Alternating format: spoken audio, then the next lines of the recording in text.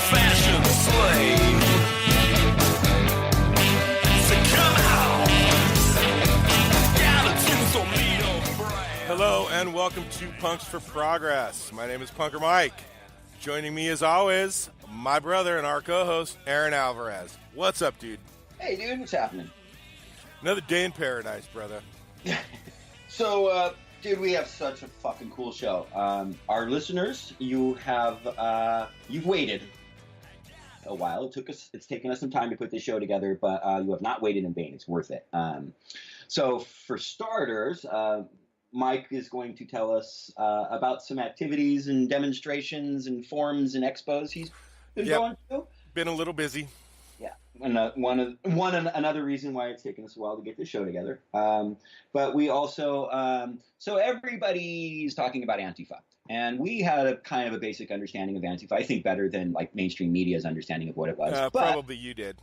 But we wanted to know a lot more. And we had been talking about having our good buddy Abear from Pinko the Bear Show come on again. And so he did, but thankfully he brought an acquaintance of his, who we will be calling Duke.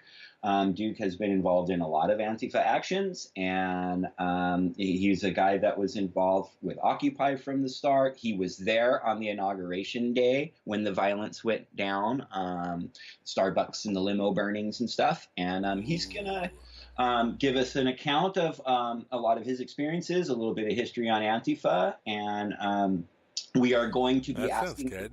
It is. It's amazing. And so we're going to be asking the questions today. Is violence ever necessary? And if so, when? What the fuck is Antifa? What are alternatives to Antifa? Is Antifa necessary or not? So we're asking a lot of big questions. And just so people understand, we did the interview with Duke and Abear a little over a week ago. And in that time, we've done a whole lot more research, and so we think that we're prepared to give you a really well-rounded introduction into what Antifa is and what it's doing and why. So I'm really stoked about this show. And I also just want to direct our listeners to the playlist. Now, we always do corresponding playlists with our shows that have the music. So you don't have to listen to us ramble our fucking nonsense. You can just go check out the music that we put in our show. But in the corresponding playlist to this show, I have added a lot of video. You are going to get a history of Antifa from basically the 1920s to the present. Their activities prior to World War II, during, after World War II, the rise of Nazi skinheads in the 80s and the answer to that, what those Nazis did in the 90s and 2000s to regroup, and how and the process by which we're seeing them resurface now. So I really, really, really highly suggest people go in and check out those videos that are in the P4P What is Antifa playlist. All right. And that's on YouTube, right? Punks for Progress on Facebook, YouTube, and GoFundMe. Subscribe to the YouTube page. Aaron set that up all nice and pretty. And quite easy for the first-time visitor. Oh, yeah. You think? Oh, yeah. That was the whole point, is that you just get onto the home page of our channel. You will know everything we do. You'll see the podcast. You'll see our music shows. You'll see our individual videos from protests. There's Mikey's section. There's Aaron's videos. It's super, super easy, and there's lots of cool music videos and stuff that Mike and I have filmed ourselves. And so, yeah, subscribe to our channel and have fun. Right. We also play punk rock music on our show. We do play punk rock. Let's play some. Let's play Bad Brains, Descendents, and some Adolescents.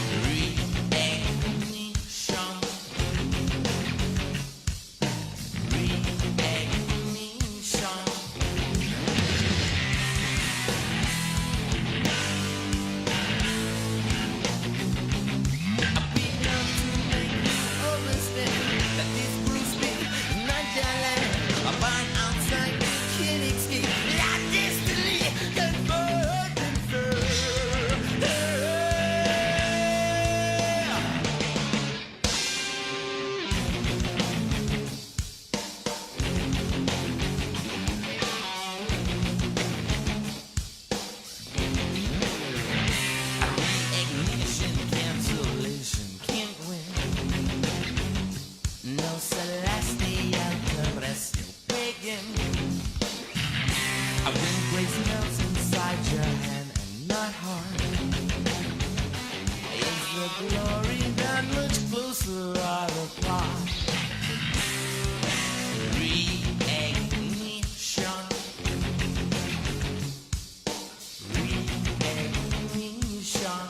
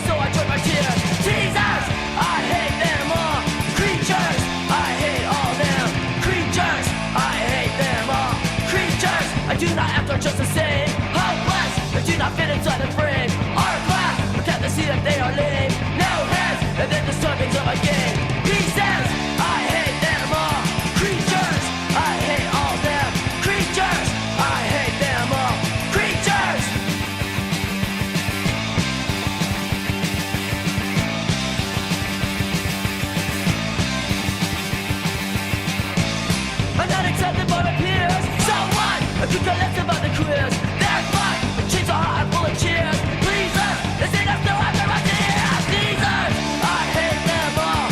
Creatures, I hate all them. Creatures, I hate them all. Creatures, I hate them all. I hate them all. Creatures, I hate all them. Creatures, I hate them all. Creatures, I hate them all. I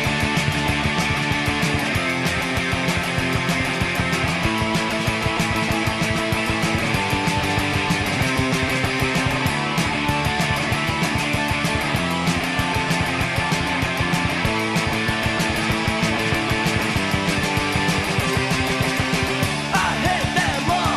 Creatures, I hate them all. Creatures, I hate them all. Creatures, I hate them all. I hate them all. Creatures, I hate them all. Creatures, I hate them all. Creatures, I hate them all. Hey, dude, Adolescents follows us on Twitter. I know, that's awesome, dude. That's like my biggest stoke, I swear to God. I know.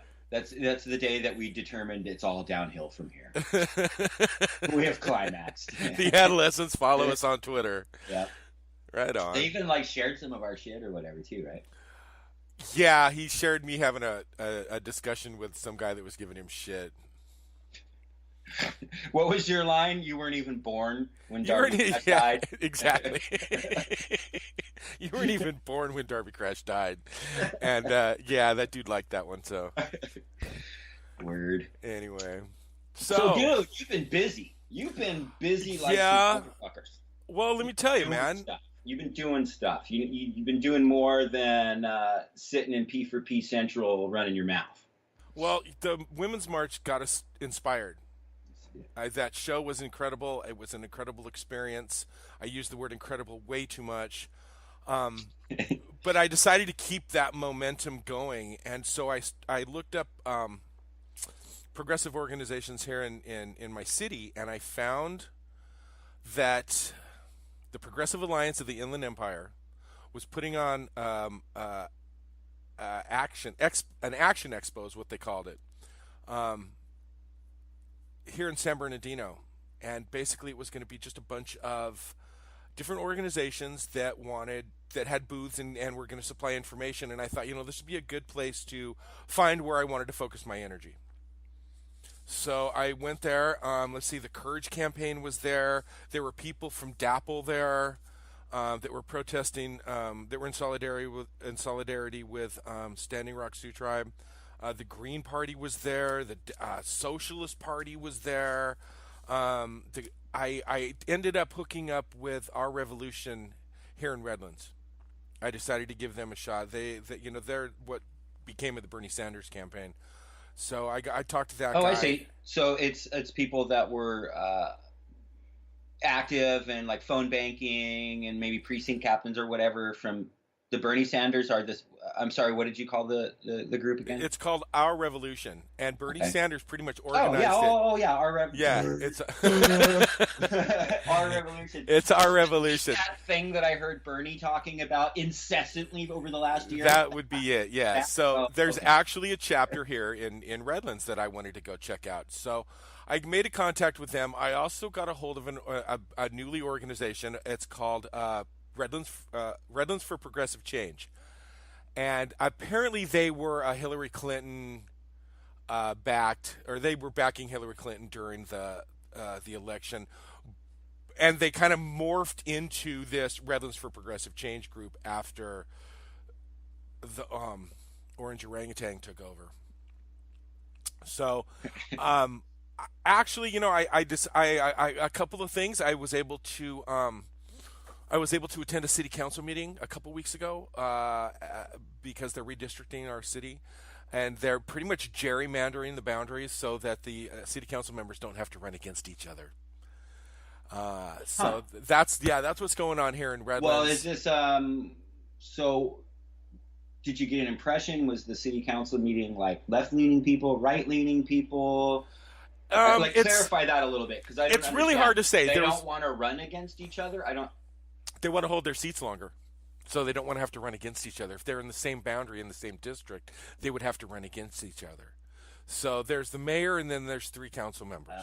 So it has nothing to do with Republican, Democrat. It's just individuals who want to stay entrenched in fucking local government. Exactly. Basically, that's yes. awesome. That's fucking cool. That's great. One of the guys I met, one of the council members, I actually shook his hand and said hi to him. He didn't stick around and talk to us very long. But my friend Anna, who helped me out in the Bernie Sanders campaign, and who's part of our revolution and is also a member of Redlands for Progressive Change, she was there, and she said that he was a good guy. They each get to speak a little bit and just shoot the shit for like, Sure. 3 to 5 minutes at the end of the meeting, basically. They say, so what's going on with you? Oh, my family did this and we did this and blah, blah, blah. And, one of the really staunch Republican looking dudes, suit, gray hair, the whole 9 yards, right? White old guy in a black suit and white shirt, was probably the one that sounded the most progressive to me, actually. He talked about improving the bike lanes here, and they just did a project, the Orange Blossom Trail here in Redlands, that they put a lot of money into, and he talked about walking that and doing it, and I'm like, wow, this guy sounds really progressive. So there's another meeting actually tomorrow night I need to attend. This will be the last meeting when it comes down to redistricting. I also got to attend the Redlands for Progressive Change meeting at the university last week. And I ended up on the subcommittee for Market Night. We have like it's called Market Night. It's the farmer's market, and people can get booths and sell their wares and do whatever it's really cool. It's out in downtown. They do one in Claremont. They do one Hold on just a sec. Oh, okay. Am I hearing you correctly? That Punks for Progress is on a subcommittee? Is this true? Did I hear you correctly? Well, yes, I'm on the subcommittee for the Market Night, So we're looking and I have been to Market Night, have I not? You have been to Market Night. Yes, you were there when you were here in town. And it was really, really awesome. It's like, it's more than like farmer's market. I mean, it has that farmer's market thing. There's food, right, and there's booths, and everything. Everything going on in Redlands like just plops itself on that street. And there's art and music, and there's like schools doing productions at the end of the street. It was really, really neat, man. And so here's the deal. Well, let me tell you. Clarify. Here's my question. Okay, go ahead. You're going to be able to do things. Are you going to be able to push our radical anarchist socialist agenda, at least in some small way? I pretty much already have. I don't know about Market Night. I'll let you take it from there and go for it. Go ahead. Basically, what happened is a couple of weeks ago, before our first meeting at the beginning of this month, there was, I wouldn't call it a pro-Trump rally. There was a bunch of people down at one of our marketplaces, where Target and TJ Maxx and, the big box stores and stuff and a bunch of restaurants, main commerce center basically, and they're pretending they're pro-Trump signs, but they're also selling T-shirts and hats and stuff. And so we decided to counter that protest. What we would do is we would look into trying to register voters at Market Night. I remember when I moved here to the town, I was walking Market Night one night and I saw the Democratic Party and I'm like, let me sign up. I want to make sure that I'm registered to vote. And come to think of it, I might be registered to vote in 2 cities. Interesting. Anyway, I registered to vote as a Democrat in California, or here in Redlands, when I moved here from going to Market Night. So I've contacted the Register of Voters here in San Bernardino, and I have not got a call back from them. I tried calling them today, but it is a holiday today, so they're not open. But that's what we're going to try to do, is we're going to try to have a booth down there at Market Night and register voters. So, yeah, on the sly, I might be able to slide somebody a card here or there. I've already done that a little bit. I announced it in our meeting. They asked everybody to go around and introduce themselves, and when they came to me, I told them that I did a podcast, and I had a couple of guys hit me up afterwards. So, well, I can tell you I'm already in the process of putting together a Punks for Progress pamphlet. It's going to feature text from various anarchists and that invented the school of thought that we call anarchism, like Proudhon and Bakunin and Kropotkin, as well as some of my own writing. And so it's going to take me a couple weeks to get it all laid out and get them printed out, but I will have pamphlets for you, man, that will be basically very cool. What is anarchism, and it'll be from the perspective. Well, Punks for Progress, and have Punks for Progress logos on it, and all of our, information you need to get our show. Yeah. So I'm going to have that for you. I don't know that it'll be appropriate for you to lay these pamphlets out on a table when you're involved with these other organizations, but it's something that you can hand to people. If you get to talking to them and they seem curious, you can go, hey man, check it out. I have this pamphlet. Well, I was going to tell you. And then who knows, Michael, maybe eventually we could just have a Punks for Progress booth down on Market night. Right. Well, let me tell you, bro. I needed to get oil for my truck, and I went over to O'Reilly Auto Parts the other day and walked in there, and I had my jacket on with my Punks for Progress button on it, and the kid at the counter was like, hey, is that a Crass button? I'm like, well, no, not really. And he's like, oh, okay. And I said, it's from my podcast that I do. It's called Punks for Progress. Oh, okay. And I said, we play punk rock music, and we talk about politics and progressive political issues and anarchy and stuff. Oh, right on. That's very cool. So he rang me up and he was like, so where can I find your podcast? And I said, well, I'm on YouTube. And I'm like, well, you know what? I got a business card. And I happened to make up a couple of business cards for myself. So I handed him a business card and my button and said, there you go, bro. Look what's up. So, I wear the buttons. And we have more buttons in the works. So we did a quick little run of them. We just got a handful of them to see if they looked good or not, and they do. They look bitchin'. So we're making more. So hey man, Punks for Progress merchandise. Also, I have a very good friend of mine, tattoo artist, is doing us up a design of a sort of female protester with a flag and the Punks for Progress logo and stuff. So he's working on that. And did someone say tattoo? I did. Oh, what? No, I didn't. Let's not talk about tattoos. Anyway, next topic. Yeah, dude, tell us, bro. What up, dude?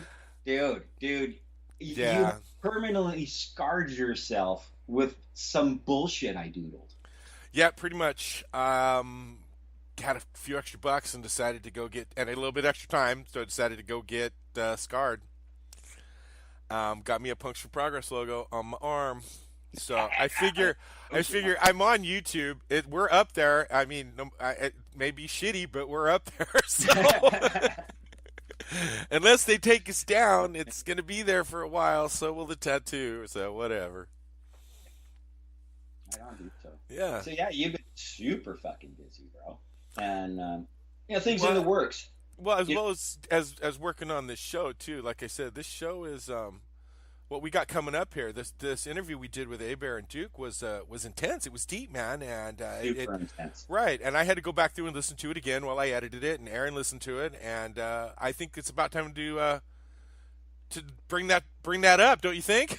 Well, yeah, and I just want to premise it, on a couple things. So, I want to make clear before we go into these, before we play these interviews, that first and foremost, under no uncertain terms, are we advocating that people go out, break shit, or hurt people, especially. Okay, and that's not the intention of what we're doing here. We're not even necessarily trying to advocate for what we're going to explain it. You're going to understand it better, but for black bloc tactics that some Antifa people are comfortable with using. We're not advocating for it, but we wanted to understand it. There's a very serious problem, I think, going on the left because, especially with the discussions over Milo Yiannopoulos and do we oppose him? Was what happened at Berkeley acceptable or not? Did it bolster Milo's voice, or did it actually hurt him because he had a bunch of speeches canceled as a result of this? So anyway, rather than just go like so many liberals are, well, you're violent too, so you're fighting fascists. You're a fascist. Your opposition to fascism is being fascist.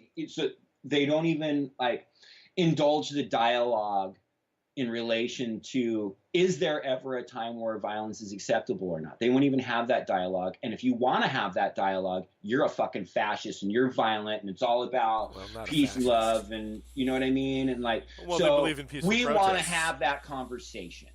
Right. And the other thing that I'm so happy that we are able to display, not in just words, but action, is there are alternatives. If you come, even after listening to our show, if you don't like what Antifa does, there's so many other things you can do. Mike went and did some very fine examples of what you can do. And I went and did things too, Mike. I haven't been quite as busy as Mike, but, you know, I was able to get busy in other ways. Well, but I was also able to get footage from an impromptu demonstration at the Reno Federal Building. There's video of that in P4P on the Streets section of our channel, as well as Aaron Biddy's. You know, and there's also videos that I put together for some of the demonstrations that Mike went to and stuff. So these are the things, like, you can do all these things also, or those being the only things that you do. So just, I guess what I'm trying to say is, we're not here to say everyone has to go fucking join Antifa and put on a bandana and a hoodie and go break shit. That is in no way what we're trying to do. We're trying to understand what is Antifa and why does it exist. And yeah, no, absolutely. And all I wanted to say is, you know, what's going on and what we see pisses us off. Absolutely. And we are prone, you know. I was super stoked when I saw Spencer get socked in that fucking video. Okay? And I can't deny that I was super stoked when I saw the broken Starbucks and Bank of America windows, and I can't deny I was super stoked when I saw that fucking torched limo. Okay? But I'm dude, So where do you draw that line? What is okay and what's not okay? I loathe the idea of hurting another human being, dude. I can't and won't do it. It's antithetical to who I am as a person, bro. And I'm a fucking snowflake, Holmes. I'm a huge fucking snowflake. Okay? But yeah, I can't deny that I enjoyed seeing that. So I wanted to understand that better. And I'd rather be called a bleeding heart. Well, okay, whatever. I'm just saying, you know, it's just a stupid words either way. But the bottom line that I'm trying to get at, Mike, is, and we talk about this all the time, our podcast is just as much about us processing our thinking and our thoughts and our understanding as it is presenting information to other people. This is about us trying to figure out what the fuck we think. Okay, so understand this show from that perspective, that we don't have a dogma or an entrenched belief in relation to what Antifa is or isn't. We're just trying to understand it, and we wanted to share that process with you. And we've done a shit homework, and I think that we are in a position to present you a fairly comprehensive discussion and understanding of what Antifa is. So let's play some music, bro. What's up in our first set? How about we play some proper ska? Here's the Interrupters. Whoa! Same tricks they used before. They're trying to divide us, but that'll only multiply us. Whoa! The same tricks they used before. They're trying to divide us, but that'll only multiply us. Separation, intimidation, brainwashing the new generation. They use violence, they are tyrants. They make laws and they expect silence, but not us, no, we got to be it. When the guns smoke, they feel the heat. So take action, they're at your front door. Listen up, 1, 2, 3, 4. Whoa! Same tricks they used before. They're trying to divide us, but that'll only multiply us. Whoa! The same tricks they used before. They're trying to divide us, but that'll only multiply us. Depression, aggression, we're united against the oppression. They got martial law, we got a shotgun. We attack like the lion of Judah. And when we're done, you feel the roar from the people you could no longer ignore. So take action, they're at your front door. Listen up, 1, 2, 3, 4. Whoa! Same tricks they used before. They're trying to divide us, but that'll only multiply us. Whoa! The same tricks they used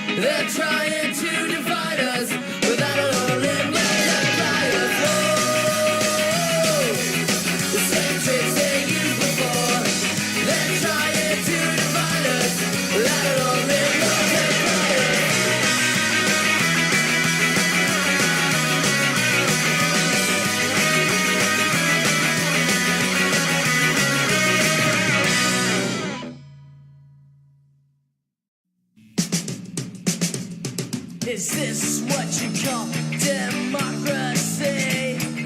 They're killing us, and you're killing me. Now I know better, now I can see that I don't want to be in democracy. Now is the time for us to strike. Do we know what we're doing? Have we set things right? They're leading us into World War III, and this is what you call democracy. It's crime for no government, crime to be free, and I don't see freedom in democracy.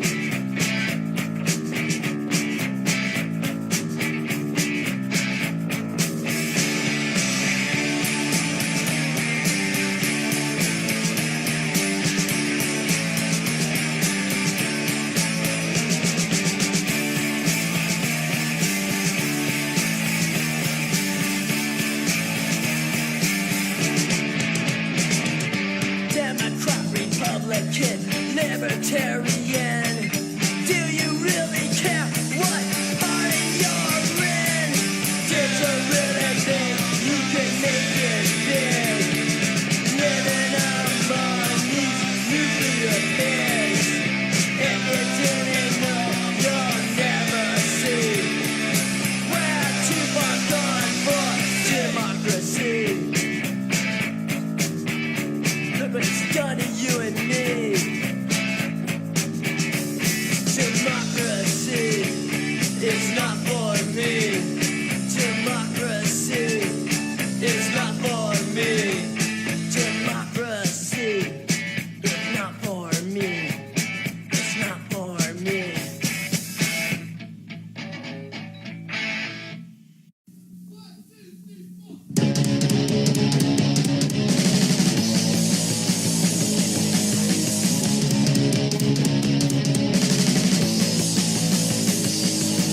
And no thanks for happening. Not bullshit democracy. Red, white, blue, and salty doesn't mean you're really free. And USA for anarchy. Not bullshit democracy. I want total liberty. I want peace and anarchy. They don't know how to act. Won't want them into slavery. Your standards and authority. How can you think you're really free? And USA for anarchy. Not bullshit democracy. I want total liberty. I want peace and anarchy. You watch me, come over there, hypocrisy. The BBC, wake up and say, to freedom is anarchy. And USA for anarchy. Not bullshit democracy. I want total liberty. I want peace and anarchy. Okay, that was Reagan Youth with USA. Before that, one of my favorite bands, the Adolescents with Democracy. And we started that set off with the Interrupters, Divide Us. Cool, man. Good set.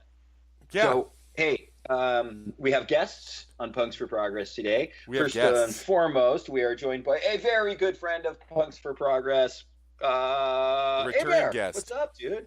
What's up, Abear? What's going on, gentlemen? How you doing, Abear bro? recently back from kicking the shit out of some surgery because he's a madman, badass. Get the hell out of the triple bypass. That's words and words. I got the scars to prove it, man. And so Abear's with us, and then we also have another friend of ours, Duke, who is a member of the Worker World Party and a longtime activist in New York City, was very much involved with Shut It Down and just Occupy. And so Duke is with us. What's up, Duke? Hey guys, thanks for having me. How you doing, Abear? You feeling good, buddy? I'm feeling awesome. Life is good. It's good. All right. It's good to be out of the hospital man. and almost back in good the to see you. streets. Good to see you crushing a tall boy with me last night. That was fun. Yeah. Good times. So, fellas, they got this thing going on that I'm hearing words about, and it's like they call it it's, I don't know, it's an anti-something, and they're all pissed off, breaking everything that they see, this Antifa thing. What is this thing that everyone's talking Antifreeze? Yeah, this antifreeze with the masks and the spray paint and the color scheme is badass. But what is it? What's going on? I probably let Duke take that. Duke, you want to give us a little background on Antifa or Antifa, or how do you say it? I say Antifa. I mean, and as I don't debate with Nazis, I don't debate on how to say it. I just say it. So Antifa is basically, you know, anti-fascism. It's been around since like the 20s, as far as like a solely focused anti-fascist movement. And it's basically, you know, anarchists and communists working together against fascism. And, you know, you see the Antifa flag, you'll see a lot of their logos are like the red/black flag. And that shows unity between the communists and the anarchists who, you know, historically have had their troubles, we'll say. We don't work well together. But I, you know, once you see in any time in history a rising of fascism, it's usually when we stick together to band against fascism. And yeah, I mean, they've been around forever, and that's what a lot of people don't realize. And it was really funny to me, like after the Berkeley stuff with white nationalist Milo, you know, people were like, oh, who's Antifa, blah, blah, blah. But they've been around for a while. And again, this isn't like you're a card carrying member where like you show up to training and shit. Like this is just, you know, usually you find these people on the streets, you know, angry about us, you know, they're there to protest fascism. And, you know, obviously having a fascist, you know, in our White House who has surrounded himself with white nationalists, and what you've seen in the last, you know, 6 months is this, or a year really, this has emboldened a lot of white nationalists, and you know, they like to say alt-right, but let's call it what it is, and it's white supremacy. It's white supremacists. They're fucking Nazis. And this is where I don't like to get into the minutia of what a Nazi is or how do you treat a Nazi. You punch Nazis, and I guess we'll get into that later, but I think that's sort of what Antifa's ideology is, as far as we're not going to give, and I shouldn't say we're, because, you know, I mean, but I mean, I will say we're not going to give you a platform to speak hate. You know, there's a history in our country, a very dirty history of white supremacy and whites using their privilege and power to harm, you know, other races and people of color, you know, women, LGBT. You know, this isn't a time where I need to, you know, talk about things. I'm not going to give you a platform because the concept of white supremacy itself is not radical. It's not contrarian or revolutionary. It serves as the foundation of American empire. And this new wave that we're seeing merely suggests that white Americans want to resume the work of their ancestors oppressing people of color. And I think the anti-fascist and you know, even a lot of liberals, you're seeing a lot of liberals kind of come to the light, and like, you know, they'll be at a protest and you'll see them pick up a rock and throw a rock and be like, there you go, liberal, welcome to the fight. And it's basically because you know, it's a time in our history where we're seeing a lot of parallels to other times in our history that was a rise of fascism that caused the death of millions of people. And that's sort of a long-winded sort of like, I guess. Well, no, sure. No, that was a great explanation. And I do appreciate it because it gives you proper context. And then I think the other context that people would need to understand too is that, like, this is not some type of answer directly to Donald Trump. Antifa is answering to Donald Trump, but it's not this new thing where people are coming out of the woodworks now, but they're afraid, so they put on masks. And you know, this is not something new. This is something. This is my impression, a movement of people who understand historical context and don't see room for any type of dialogue reaching anything other than conflict and ultimately millions of people dying. Like we've had this, and exactly, and it's like, you know, by allowing these white supremacists to consider the humanity of others as a matter of debate, it is not okay. Yeah, like this can't happen. Like I can't have someone in my city coming to speak that suggests that America belongs to white people because we're genetically superior. Like fuck that. Like that's like. It's a deal breaker when it comes to you know, free speech. I mean, you don't get to say things like that without being challenged. And when I say challenged, I mean being punched in the face or worse, right? Well, or shutting it down. You know, blocking human barricades. There's tons of civil disobedience that Antifa is really good at and knows how to do in a way that you can literally shut these stages down for these people. You don't necessarily have to punch people in the face, but I mean, if Richard Spencer thinks it's okay during J20 to stand on a fucking corner surrounded by anarchists, then we have a problem. Then we need to punch him, because I call it the hubris of the white male. Like, we were actually we had an anti-fascism rally at NYU because Gavin McGinnis, who is the founder of Vice, he's a noted rape apologist, noted white supremacist. He's a Proud Boy. He hangs out with the Milo group. I mean, we're talking about like some of the shittiest, most reactionary, scummiest people in the world. This was last night. No, this was not last night. This was last week, and he was speaking at NYU. Okay. It was last Thursday actually, and so last minute. I mean, literally, I found out at 1 p.m. that day that he was speaking at 6. People mobilized. Within by 6:30 there was over 250 people there. I actually went down to made some signs to make racist afraid again, and we handed those out. And there was definitely some black bloc there. There was definitely some Antifa, and we can get into the difference between Antifa and black bloc. I mean, there's obviously a lot of crossover there, but I feel like they get caught up with Antifa a lot, which they're obviously. I don't know. Well, you know what? Actually, I really would like to get into that, because I can tell you that my introduction to Antifa was confused by black bloc, and because I just didn't have direct association with people involved in either one, and so for a long time I confused the two, and the imagery is very similar, and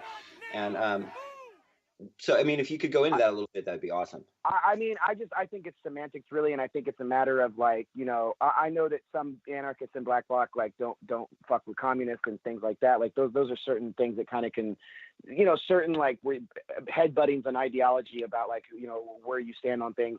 But again, like now what we're seeing is, and you're definitely seeing it from my comrades on the left, like.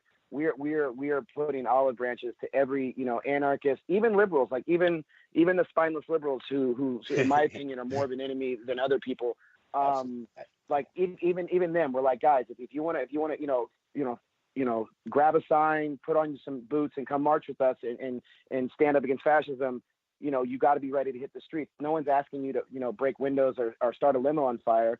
But we need you to stand with us shoulder to shoulder in the street and not push away and run off. But as far as the difference between black bloc, I really can't speak to that. I've known a couple black bloc dudes there in Occupy, but I mean, essentially at the end of the day, everyone's Antifa, like as far as anti-fascist. Now, whether you go to Antifa meetings, which I've been to a few, and they're okay and they're great guys, but mainly I see these guys on the street. Like this is just sort of like for example, NYU, right? Like so NYU popped off, and then you show up and then you see everyone in the uniform. The uniform is obviously like all black mask, maybe a red mask. I typically always think that's a comrade when I see that, but that's just my own speculation. But yeah, so we showed up and we we wanted to make it clear that New York City will always have that. Like we will, especially in this is supposed to be some liberal bastion. We're supposed to be a coastal city, so the idea that the guy that spews hate is going to come talk, and we're not going to do something about that, is something that we need to keep the pressure on. And to me, that's one of the most important things, is that we do not relent, because we did relent. We relented when we were distracted by the election. Meanwhile, people like Richard Spencer, got to go on CNN. I mean, the fact that a cable network is giving him a platform is unacceptable, and especially your job as a white male who has benefited from white supremacy, probably maybe not directly but indirectly your entire life. To me it's more incumbent on for us to stand up and say, fuck that, that's not what represents me, and that's not what represents this country, even though historically it does. But what I mean, well, right. But I mean right. now, now it doesn't represent the country we want it to be, right? But well said. Absolutely well said. And we as a species have collectively have decided we're not okay with that. That is not what we're okay with. But now people are going, well, do we argue with it though? I mean, Aaron, no, we're not okay with it. But do we sit down and have a talk with it? Yeah. No, we've had this. Do we get violent? We're up to this point non-violent. But what Duke said: go and stand there, and yeah, I'll go and stand shoulder to shoulder on the street with my brothers. Hell yeah. For anti-fascism. Yeah, I mean, it's one of those kind of it's dialectical. Like it's what's happening now in the current environment of United States politics has never been seen before in our generation. As far as you literally saw a guy live in a hermetically sealed bubble of alternative facts, regurgitating white supremacist lies, regurgitating racist statistics about black on black crimes, lying about Mexicans, lying degrading and demeaning women. And then he wins, and then now we live in this like sort of like post-truth, like weird, like world where the fascists are emboldened, and you're seeing it more and more, and we're pussy snowflakes, we're cucks, we're betas, we lost an election, and we can't. That's our problem. Our problem is that we lost an election.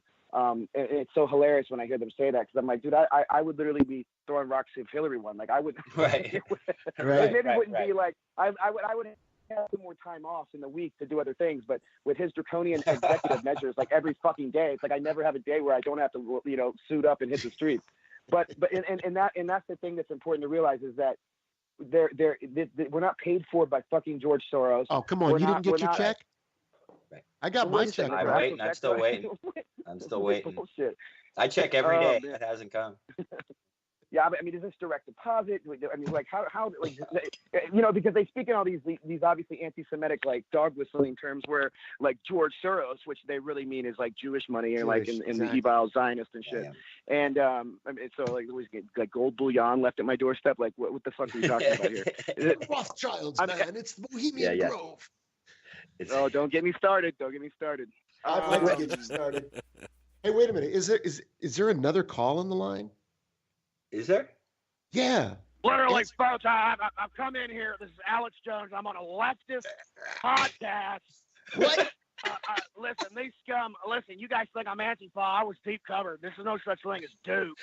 I'm here to expose you, Rothschild, Bilderberg. You're demon scum. You understand what I'm saying here? Well, Alex, I'm trying to determine your level of seriousness. Are you or are you not wearing a shirt at the moment? Because, I mean, I want to know, are you truly pissed off and shirtless, or just kind of pissed off and wearing a shirt? You know what, you scum. I tell you what, nowadays my blood pressure, I went to the doctor. The doctor said, you can't fight these demons anymore, Alex. It's going to kill you. And I said, you know what? I love this country, and I love my republic, and I'm willing to die for it. And to answer your question, yes, I'm shirtless. You guys would all laugh. Everything's so fun. Let me tell you something. Beyonce and Jay-Z are the Illuminati, and they're coming for your baby, and they're coming for your livelihood. And if you don't believe me, it's just you need to wake up, sheeple. Okay, Beyonce, 7 letters. Beyonce, 7 letters. Blue Ivy is 7 letters. 7 plus 7 is 14. Jay-Z, including the dash, is 5. 5 minus 14 is 9. Sean Carter, his original name is 11. 9/11 was an inside job. You guys are scum. Wake up. I mean, I'm just sick. You leftist demon worshippers. I mean, God. Listen, I ran into one of your Antifa the other day, and I'm telling you, he had no life in his eyes. I mean, no life. I mean, I looked at him. I said, have you talked to God lately, son? Because I mean, you look like you're a demon. And I swear to God, he looked at me and he said, I want your blood, Alex. I want your blood because I need to survive off your dynamic being and who you are. And he wanted to suck the life out of me, folks. And listen, I cried. I said, no, you will not kill Lady Liberty, and you will not kill this revolution. Titanic was an inside job. Go ahead, guys. The Titanic was an inside job. I mean, listen, Abear, I can't False do flag. all the work Well, for false you here. flag. It was false flag. Obviously. Now, listen, right? 1912, it hit one iceberg. 1 minus 1912 is 9/11. What's up? Wake up. I mean, listen, Bilderberg, iceberg, do the math, chief. Wake up. Oh, jeez. These global elite. What do you know about it's a matter of like how many different dog whistles terms you can use that are like clearly anti-Semitic without being anti-Semitic, but like we know what he's saying. International bankers, New York Rothschild bankers, Rothschild bankers, cosmopolitan globalists. He just goes on and on and on. Cultural Marxists. We literally just had Alex Jones on the show, ladies and gentlemen. We're also here with Duke and Abear, and I think we should place a bunch of fucking good Antifa punk rock and like say Wolf Down. What do you think, Mike? And then come back and talk about you know, the specific necessary time to smash Nazis in their face. What do you think? Sounds good to me. Coolness. Awesome.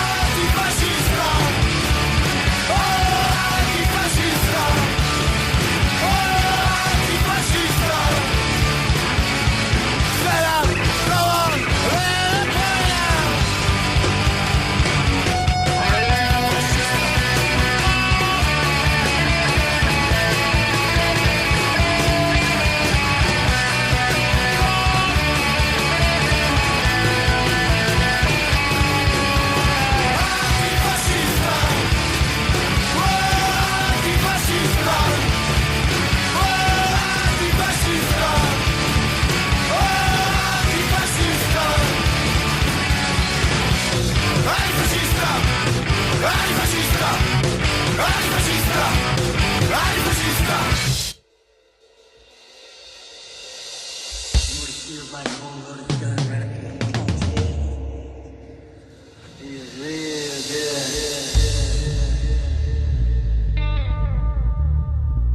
one goes out to all fascist bosses and Nazi coppers.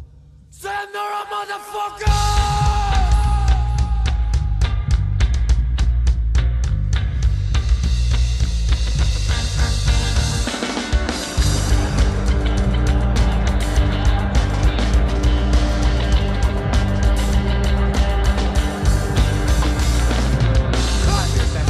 Saying what you feel is that a healthy society must stop at nothing to cleanse itself of evil. Yes, I'd have to agree.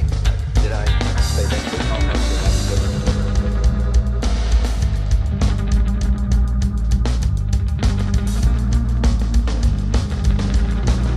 And I got it full of bullets in your fascist mind.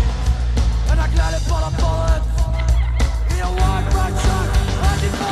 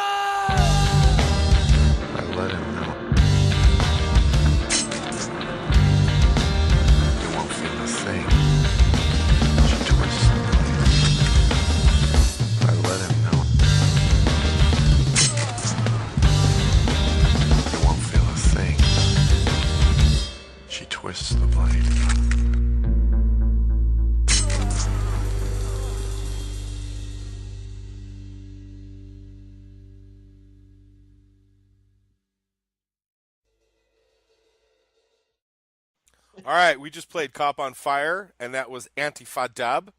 Before that was Rejected Youth with, oh my God, Aaron, really? Anti-fascist, anti-fascista? Anti-fashionista?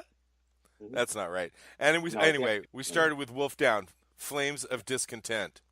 That was some pretty hardcore anarchy stuff right there. Yeah, that's some pissed off fellers. That was Pissed off fellers. Yeah, I can relate. Yes. Hey, I wanted to point people to a piece that I read the other day.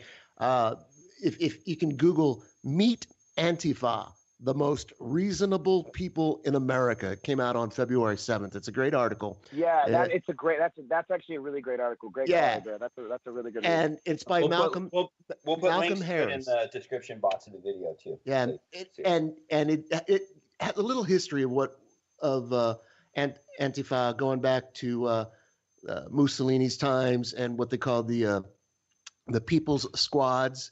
Though I'm not going to try to say it in Italian.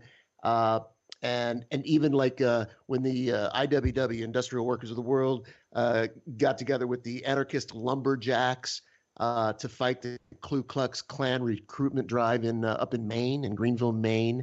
It was in the 1924. Anyway, it gives some of that, and it's a pretty interesting article, and it goes on to talk about Spencer, and this whole and shutting down Milo in the Bay Area, which I think was really important. One of the things that I'm sorry. I just have to say this one thing, then I'll. But you look at the mainstream media reports, and the Antifa was, they're setting things on fire and damaging all this property. One of the things that they were doing was they were using Roman candles, not to set things on fire, but they were shooting at the smoke alarms. So the building would, the alarms would go off, so the building could not be used as a platform. The way I understand this, but anyway. That was absolutely a tactic, and it's a really smart one, and that's why they're doing it, because they're the shit and they plan it. Prior planning prevents piss poor performance. My father has told me that since the time I was very young. The 5 P's, man. Oh, that's great. It should be noted.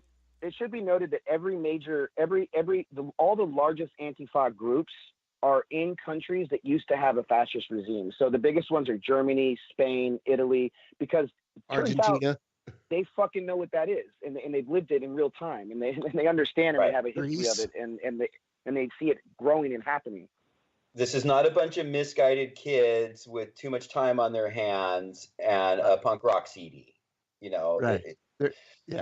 These people are doing us all a favor. Okay, so I have a question. One of the things that I found out at one of the meetings I went to this weekend was that there happens to be another one of those guys, not quite on the same level as Milo, but some guy, I don't know his name right offhand, who's speaking at the University of Redlands, and they had talked about doing something in order to, what did you protest? And what they came up with was, we don't want to draw any attention to it. It's probably only going to be about. Apparently, the group that asked him to speak has only 9 people in it, so they don't expect a big, huge turnout. 9 to 10, you said? Yes, 9 to 10 people in this group that asked this white supremacist to come speak at the university here in my city. So what can I do about that? I mean, I don't necessarily. I kind of agree with you. I don't necessarily think we should give them a platform to speak. That's not free speech. Can I take this? Can I take this and offer what one person? Before you do, let me see if I can clarify the question a little bit, because I think what we're getting at is like, okay, so when Berkeley happened, an argument was made that if the violence had been there, that then the media wouldn't have had attention to it, and then Milo himself wouldn't have got more attention. And I think there might be some validity to that question, or to that argument, but there's also the validity to the argument that it still shut him down. And it also got your attention that we did this and it shut this white supremacist down. So I think it's a question of which one is the message, and if that helps in any way. Maybe I just rambled and stopped Abear from saying something irrelevant. No, I want to know what to do. I want to know what to do about a white supremacist coming to speak at the university in my city. Well, I'd say that's up to you. But here's the argument, as Aaron kind of alluded to, is, outside of New York City, Chicago, Bay Area, outside of certain areas, a few key large cities here in the United States,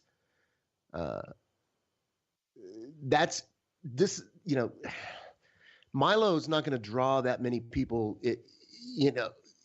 How do I say this? I'm totally losing it. But so the idea is you're giving him more attention and more press, and you're giving him ammunition. Oh, look what these terrible liberals did to me. My free speech.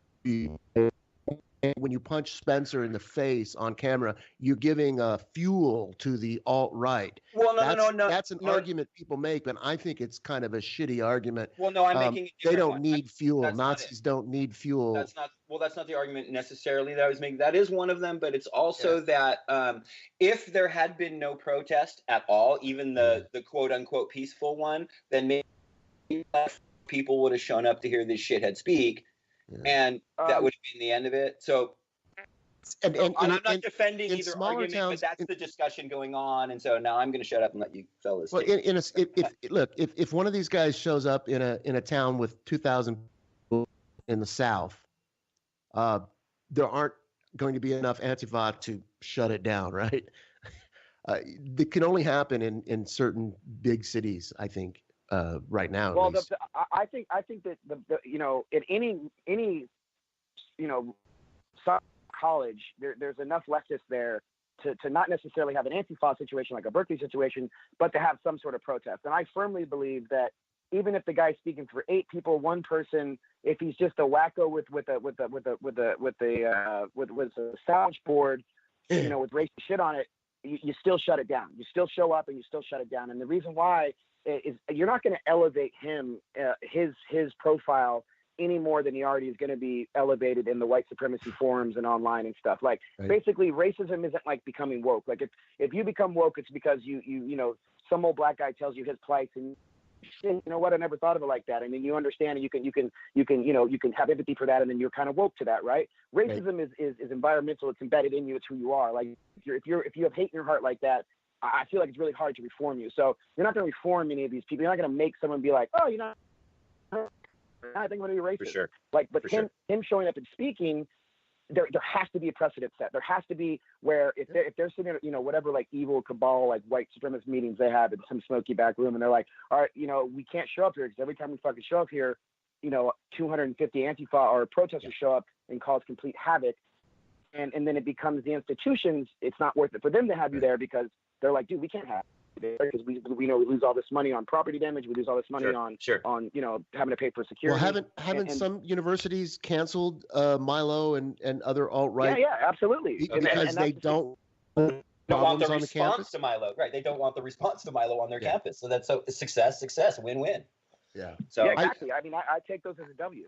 Let me offer this too. I have a relative who is a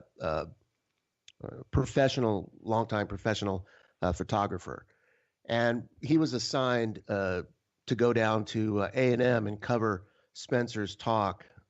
The one that was maybe 9 months ago or 6 months ago. Do you remember when? And the students tried to shut it down, but they couldn't. It was in the news. But anyway, he was in the room with his press credentials, a couple hundred people in there. And he's from Texas, my relative, and he knows a Klan meeting when he hears one.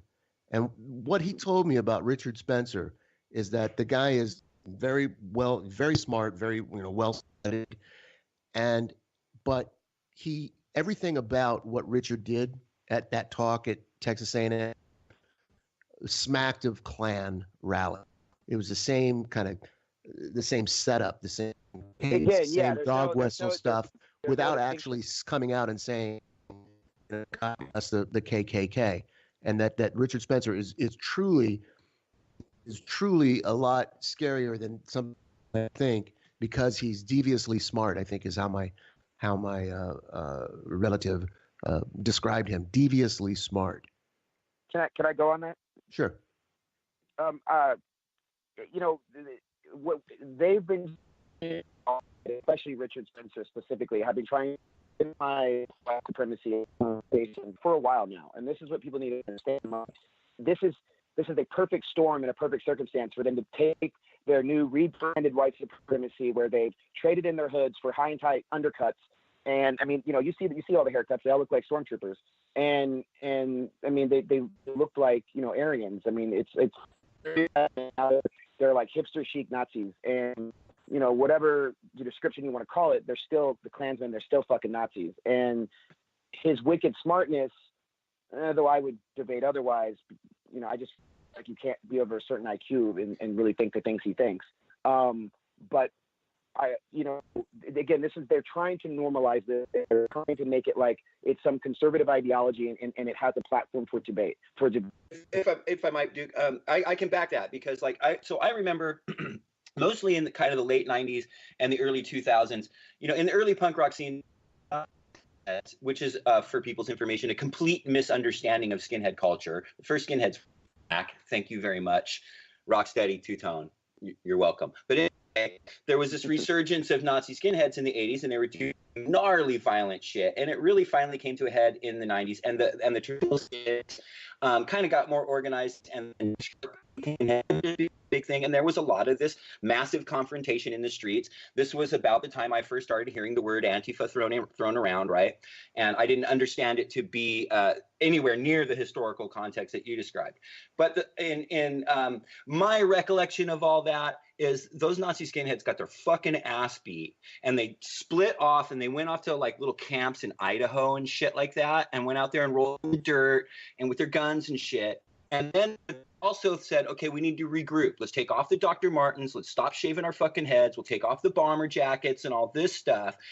Let's put on suits. Let's become politicians. Let's become police officers. Let's be normal citizens, and let's fucking fit in. But let's stay organized so that we know each other. Because now that we don't have the shaved head and the red braces and laces and shit anymore to recognize each other, you know, and thankfully for them, Nixon set up his wonderful little Southern strategy with all these great little dog whistles all in place for them to fucking latch on. Law and order. Right. You know. Yeah, law and order. And here we go again. So I absolutely agree that this is not anybody that had an awakening to disgusting fucking a worldview. It's that they think Trump gave them the excuse to now express it again. And these dudes that have been rolling around in the dirt and in the fucking woods with their guns getting ready for the race war are going, it's time, fellas. It's here. Let's fucking do this. It is on. And it's a perfect fucking storm for these people. And they're terrifying. And so I appreciate anybody doing absolutely fucking anything. Even, goddamn it, if you're just spreading a fucking thing on Facebook, just do something. Under no circumstances can it be okay, because millions of people die when these type of people get what they want. Bingo. Correct. It's our duty to stand up to this now, more so than ever. And every single time one of these assholes speaks, and he's invited somewhere to speak, and there's a crowd there, that's one more inch towards, you know, a world that is not going to be a good place, where we've normalized this kind of hate speech. And conservatives can say what they want, and really ahistorical that we're the fascists because we're punching. It's just too fucking funny for me. But I guess when your entire historical, like learnings come from the fucking History Channel and Rush Limbaugh, you're probably not like knowing too much about actual life. But yeah, I don't know. I just it's our job to stand up to it, and the left needs to realize, and I'm speaking to liberals right now, they need to realize that, like you just said, they you know, the right has been sitting in the woods polishing their fucking guns, training, getting out of military, you know, joining right-wing, you know, militia groups, whatever hate groups, you know, being vocal online, you know, calling themselves deplorables or whatever the fuck, you know, with their little green frog, you know, Twitter, Pepe, yeah, and all their little racial, like, you know, dog whistles and stuff. So basically other races can, you know, identify them online and they can group together. And they've been waiting, and they're ready for this. And the left is sitting around going, you know, again, while we sit around and debate whether it's okay to punch a Nazi or what is a Nazi, they're multiplying by the day, and they're getting organized. And they've been caught with their pants down a lot. Richard Spencer got punched. Gavin McInnes got maced. Milo, obviously, you know, got pushed out. So it's only a matter of time before the fascists start having actual brown shirts with them, you know, as security, and start showing up to events, and it's time the left realize, well, we need to get more militant ourselves, and that's where Antifa is such a beautiful thing to see on the left. I have a question about so historically the Antifa in Europe, they were, you know, what, bricks and bats and fists and you know, 2x4 and chains or whatever, but they weren't necessarily, you know, walking out armed, and there wasn't a lot of you know, shooting back and forth, the way I understand it. But here in America, with all the guns we have and the we have, it seems like it can be a very, very dangerous game to fight. Well, I think, or try to you know to punch a Nazi when they may be armed. Well, you know what, guys? Actually, you know what? Abear, I really appreciate you bringing that, because this is another. I want to frame the question this way, because this is something that Mike and I talk a lot about on the show, and so it sounds like, Duke, you're comfortable with donning a tinfoil hat now and again, and so this is our tinfoil fucking segment. All right, because this is all speculation coming forth. I like the tinfoils. speculation segment every once in a while. Oh yeah. I mean, I do an Alex Jones impersonation. I had to research that shit. So, okay, so I'm of the impression and have been that a massive, like, essentially global revolution is coming, and I believe everything we're seeing is now like kind of making right. But good for you, man. Yeah, you're welcome, guys. But here's the thing, okay? What I'm struggling with is at what point do I know that I am not within my extreme leftist bubble, that this is an actual, the sides have been drawn, the revolution is happening, let's take to the streets, and it's a war. It's a civil war. It's a real armed revolution. At what point do we know that that is the case, so that I can feel, because right now there's no way I'm going to go hurt somebody or really, man, except in many cases break things, because I can't be confident that I am not in my own personal bubble. So I think the one thing that I think I've come up with that would be an obvious indicator that the revolution is on is if the military turned against Trump. Then we know. Now we know this isn't 100%. A revolution is on. Pick your sides, put your uniform on, whatever the fuck it is. So anyway, that's what I'm struggling with. How do I know that there's a real revolution happening? And because right now, obviously, I think we'd all agree that we are going, that a bunch of fascists are coming out in the streets and going, it's okay to be fascist, and it's time to say, absolutely not. And we have to do that. And that's the focus right now. And it's obviously not we're not second civil war yet, you know. We're not even I would just say we're not anywhere close to revolutionary times yet. I don't think we're there. We are in a leftist bubble, just like these alt-right people are in an alt-right bubble. Most of the country has no fucking clue what's going on because their jobs aren't paying them as well, or they lost their jobs, or their lives aren't turning out quite as well, and they don't really know Richard Spencer from Steve Bannon. They don't know. Well, Steve Bannon terrifies me, because I see a recipe for revolution in Steve Bannon. You pay attention. I pay attention. All these goddamn executive orders that he's handing down each day that are just disgusting, draconian fascism, day after day after day. Yeah, but I think Duke was trying to chime in there. Yeah, go ahead, Duke. Well, yeah. Well, all I'll say is that I feel like, is there going to be a time where you see the writing on the wall to know that it's time to act? And in 1917, the Russian Revolution, the military turning on the government, that or rather the feudalist state was the turning point in that revolution. Now, I disagree with Abear when I say I think we are in a revolutionary time, and I say that because I look at a revolutionary as different segments and different in its dialectic to what is revolutionary in 2017. Getting off of your fat ass, getting off Twitter, getting off of sports, social media, Xbox, fucking virtual reality world, smoking weed, drinking, and going and hitting the streets is pretty revolutionary. I mean, the concept of putting your body in danger for civil disobedience for something you really want to die, like you would put your body in harm's way for, is revolutionary.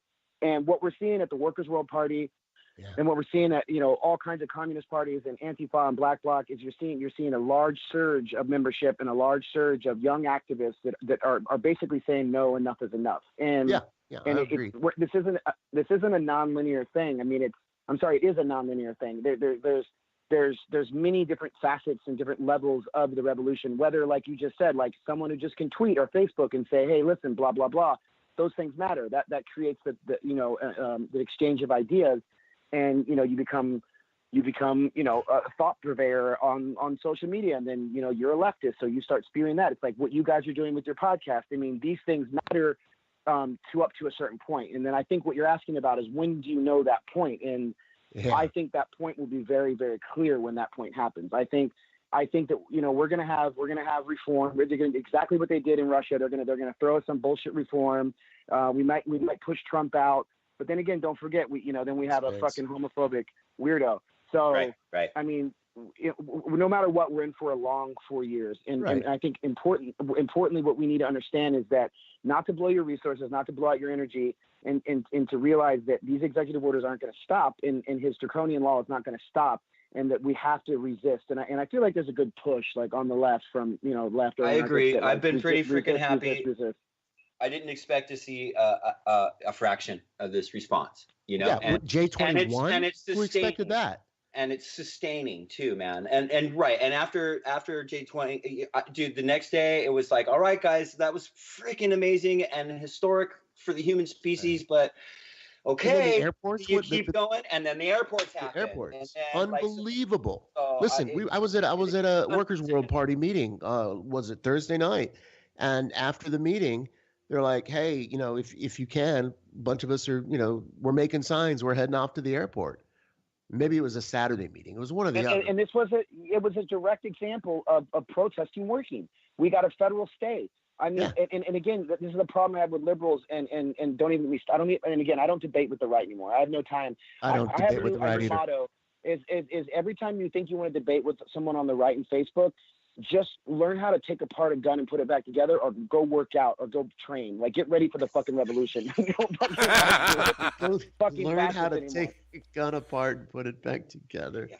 I mean, Time well spent. Like, and I think it's important. I need to say this because I can come across a little aggressive, but I'm not talking about overt violence against the right. What I'm, as far as with weapons, I do advocate that everyone punches their local Nazi.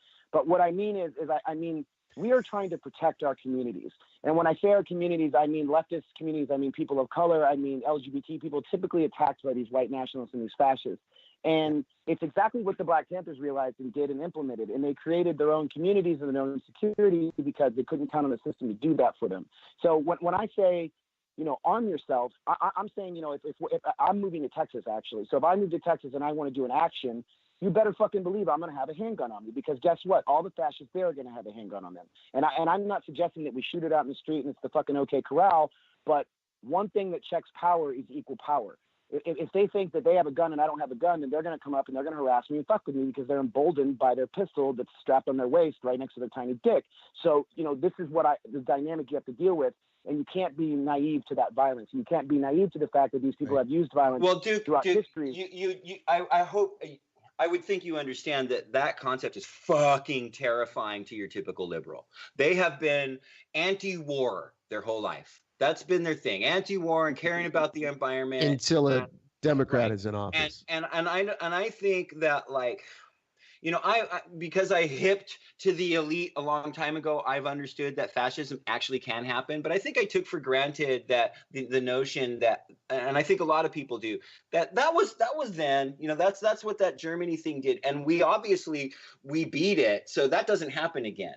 And I don't think that they really understand. So how do we get them to understand that, like, you're not advocating to go out and shoot and kill people, but you have to be ready at some point. That may be necessary with these kind of people, because again, I just think that is so terrifying to them. And how do we make the connection to them to show that, to make them understand that that's not hyperbole, that there is this real genuine threat? You know, it was a great, like, though anecdotal, but like a real life experience was during J20, we're in the streets, the cops out of nowhere, they did like this sort of like Samoan, like dance thing where they go, hoo, like 300 and like boom their shield. And then they bum rushed us.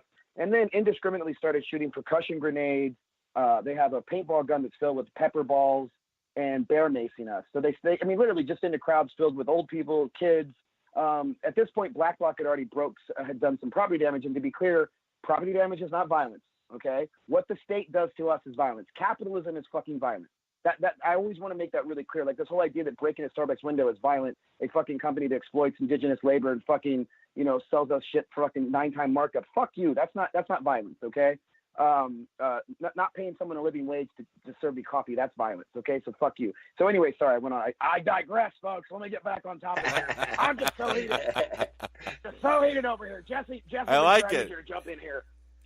So anyways, my back to the point, which I don't know now because then I went to it's not terrifying the liberals. How do we? Well, okay, so anyway, so now these guys are shooting percussion grenades at us, and so then obviously some people take it upon themselves to defend themselves in the show. They're not going to take that shit, and they start throwing rocks. Now we're talking about a fucking rock. We're talking about a rock being thrown at a guy dressed like fucking RoboCop, you know, with military grade equipment, indiscriminately shooting in the crowds, and liberals are on the sides going, "Don't be violent."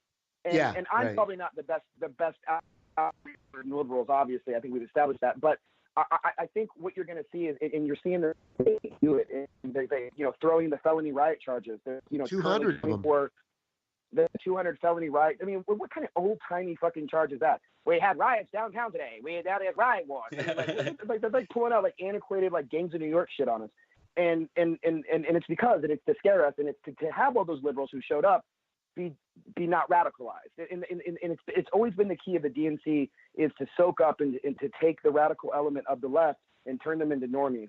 And that's what they do when they do that. And there's 24, 25 laws across the United States that are trying to criminalize protesting. And it's because the ruling elite understand that capitalism is a Ponzi scheme, and it's only going to get worse. And as it gets worse, and as the petty bourgeoisie and some of these other people that aren't normally affected by economic downturns or all of the the byproducts of capitalism, when they start getting affected, they're going to say, you know what, maybe these fucking protesters are right. Like, because I saw them protesting and get I saw these protesters do this, and now they have grand juries that aren't run by the same D.O.A. or whatever, different laws that have changed and things that have changed with Black Lives Matters, things that have changed with the stay on the immigration. I mean, every single fucking inch we have gotten in this country is because anarchists and communists organized, hit the fucking streets, and broke shit.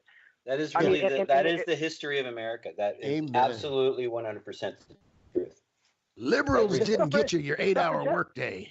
Right. Well, and that's what this guy was telling them. Like, so there was a story, and if we got some time, I'll go into it. Cut me off at any time. But so they had about 100 comrades kettled in a human net made by cops. Like, so the cops were like the wall, right? Like a bunch of riot gear cops, and we were outnumbered basically. They had all the corners blocked off. They were in riot gear.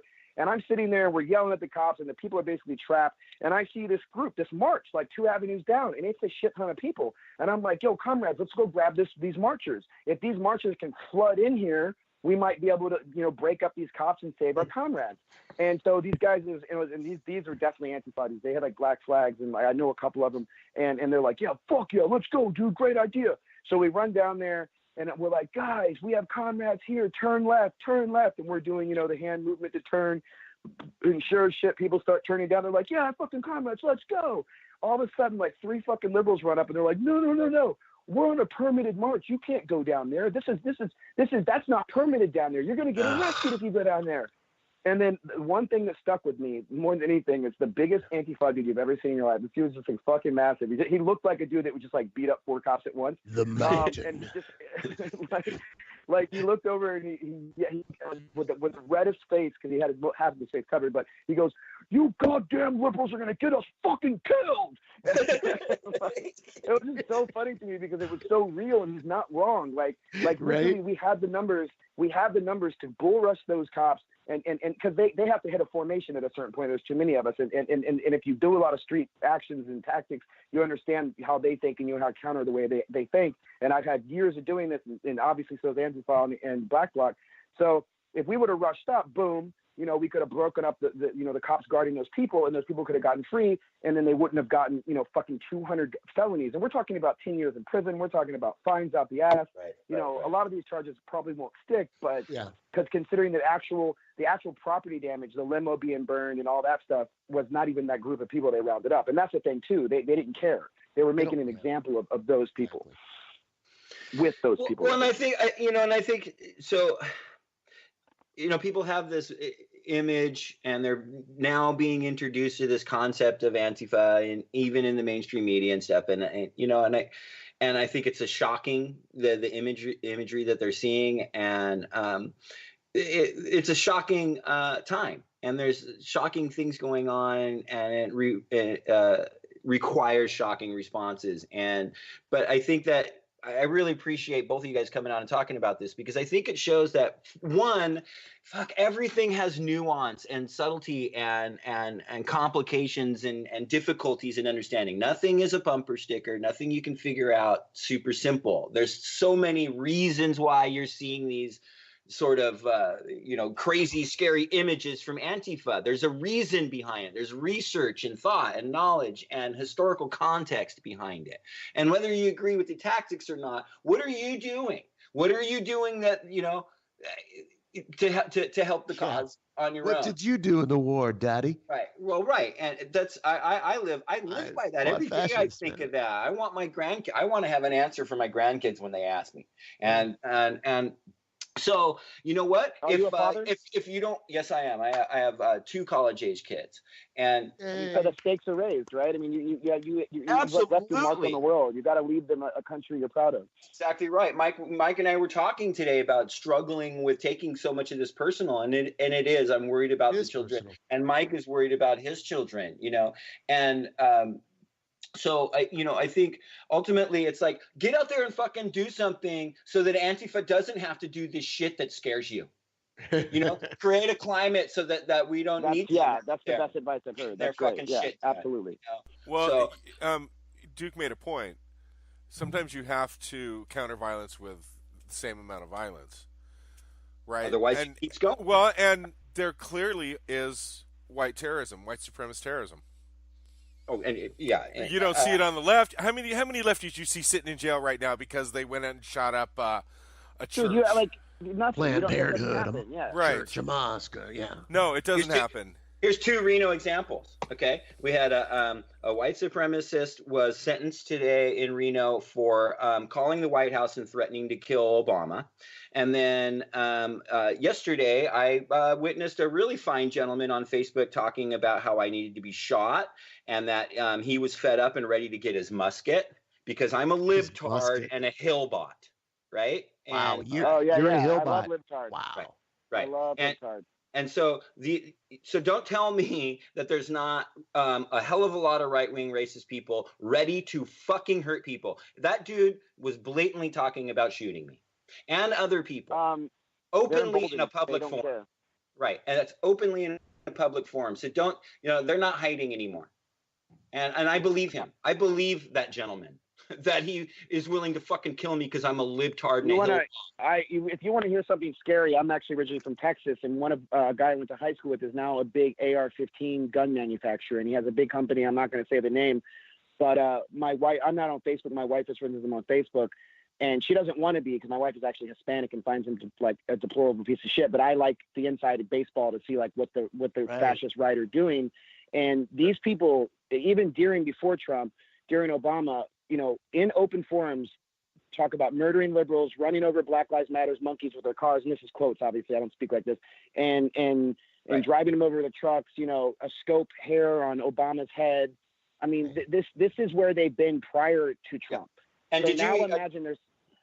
Well, I was going to say, did you know, Duke, that we had a man in Reno, 18-year-old man in Reno, white dude, drove over a bunch of Native Americans under the arch, protesting in favor of DAPL and on abolish Columbus Day.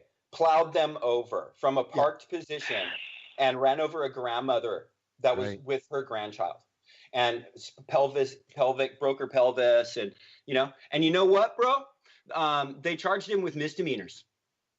And they didn't even arrest him on the spot. They let him go. They didn't. No, they let him go for a day or two. He admitted to them that he did it, and he was out that night and charged with nothing. And then they finally came back and charged him with a misdemeanor. Don't tell me there's not fucking systemic racism in America. Well, that is a great story to tell your liberal friends, because at the Women's March in D.C., because I stuck around the next day, and you literally saw I saw tons and tons of liberals thanking cops, shaking hands with cops, taking pictures, thanking the cops, petting their fucking horses. And it's the disconnect, and it's sort of the white privilege of like sort of your limo liberal who like doesn't really understand the plights of other socioeconomic standings and races. And that is what we need people to understand, like that a man can murder people. The state will always take the fascist side. It suits. It's not subversive to the state to protect the fascists. We are subversive to the state because we want we want to smash capitalism. So we are the enemy to the state. Of course. I just wanted to interject this because if a liberal was listening, they would hear a lot of us all kind of taking shots but at liberals. They're not listening to this. They're watching The West Wing and masturbating. I know.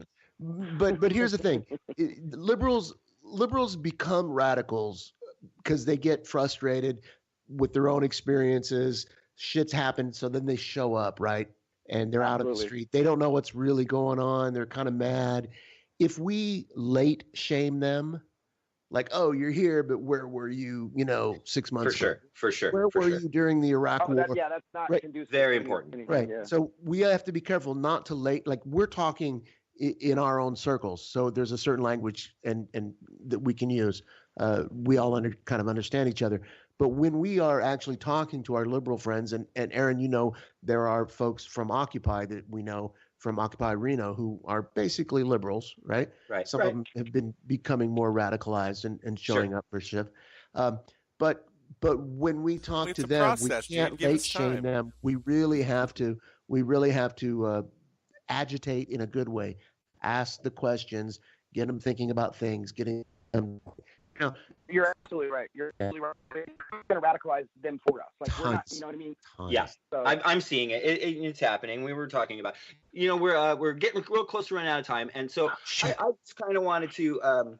I think maybe I want to give you guys a chance to say, last little bit, but I think I want to leave that notion of what I said earlier about like, you can make Antifa not necessary.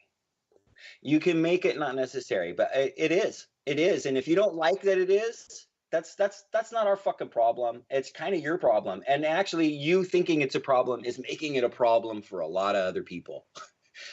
So you can do things though. You don't have to go out and put on, a bandana over your face and go smash shit. That's not required of everybody. We could make this happen where there doesn't have to be violence at all. It could be over in a minute, man. This whole thing could be over in a day. All these people that J20, everything that were out, and these people are motivated, and these liberals are waking up to some shit that were some harsh realities they weren't ready to accept about their party, for one. And so I think there's hope, and I think that we just stay encouraged. And like you said, man, the greeting isn't like fuck finally. It's like, you made it. Yeah, welcome. Welcome. Absolutely. Seat over here the whole time, bro. Check it out. Here's a beer. Hang out. We'll leave the light on for you. Yep. I'm Tom Bodette for the communist left. We'll leave the light on for you. Got a chair right over here for you whenever you're ready, man. Just come on over, have a seat. I you got really a smoky radio voice. I know you do, man. You do. Listen, I appreciate the hell out of both of you guys coming on. And, dude, bringing Alex Jones with you, don't do that again. That guy's a fucking asshole. I don't want him on my show again.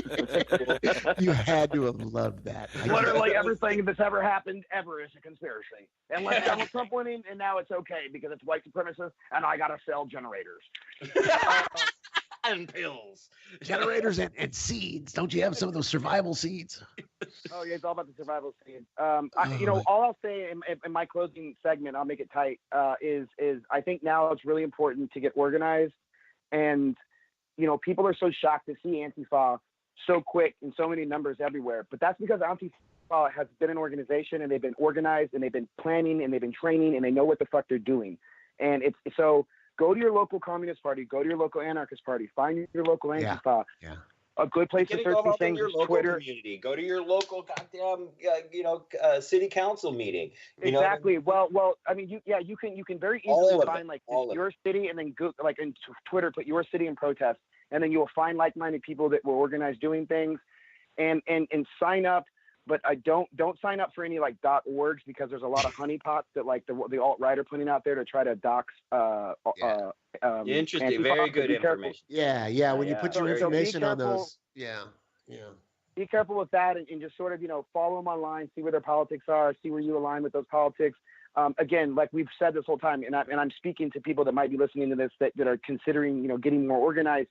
Having a party, having a structure, having a community, a place where you can bounce ideas off of people and get feedback and have a sense of safety and community is really important in all this. And I personally am a member of the Workers' World Party, and that's obviously a leftist party. But there's plenty of anarchist parties. There's PSL, there's DSA, there's tons of other parties you can be affiliated with. And I think now more importantly than ever, you need to make your decision. You either want capitalism or you don't.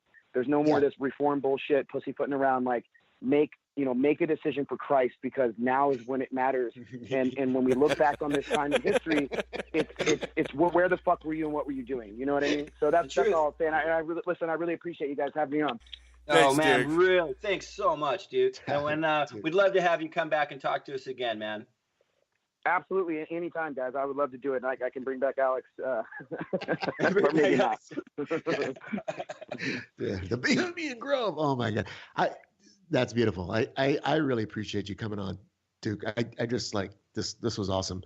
But yeah, listen, just to kind of dovetail on or add to or whatever, the system is the problem. This isn't it isn't Trump, and it isn't the assholes he's gotten around him, and yeah. And He's the if we were able to not have a exploitative capitalist system, I wonder how many generations it would be until there were no Richard Spencers in the world, or there were no more Milos or Breitbarts, or there were no more alt-right foot soldiers. Like if the root of the problem is capitalism, and if we can throw and racism is so intertwined with capitalism, absolutely. That if we this is why this is why I joined Workers' World Party. This is why I am such an adamant anti-capitalist, because all of our problems and ills can be traced to capitalism, including, in my view, racism.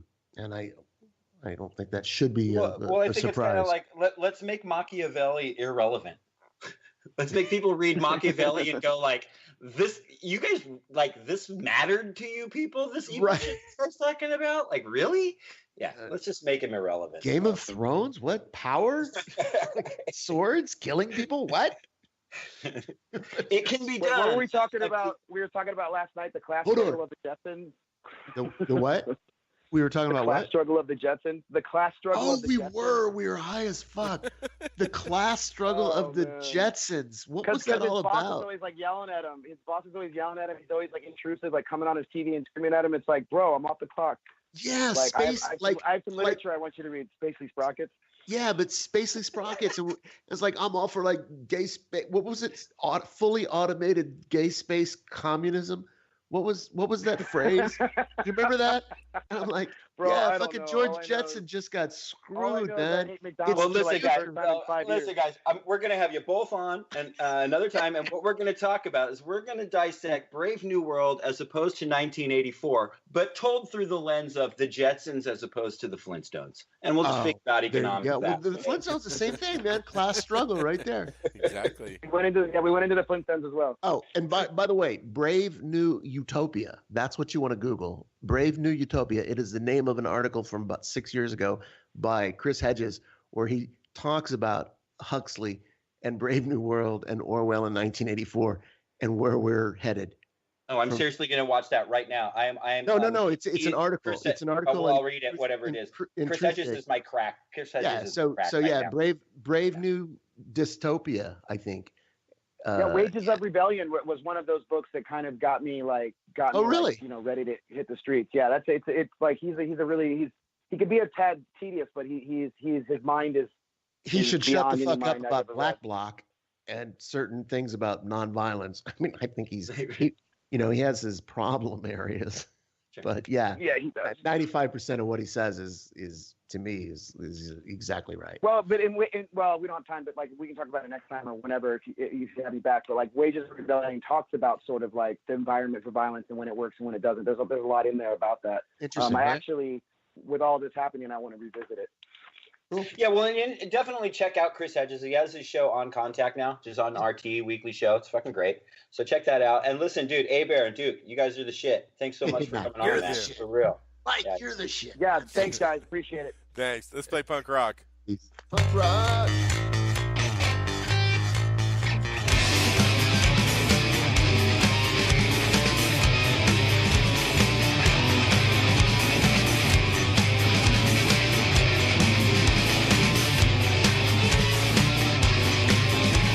Swastikas and clan robes, sexist, racist, homophobes, Aryan nations and hammer skins. You can wear my nuts on your Nazi chins.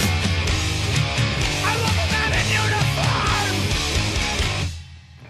And just what exactly are the great historical accomplishments of your race that make you proud to be white? Capitalism, slavery, genocide, sitcoms? This is your fucking white history, my friend. So why don't we start making the history worth being proud of and start fighting the real fucking enemy? Swastikas and clan robes.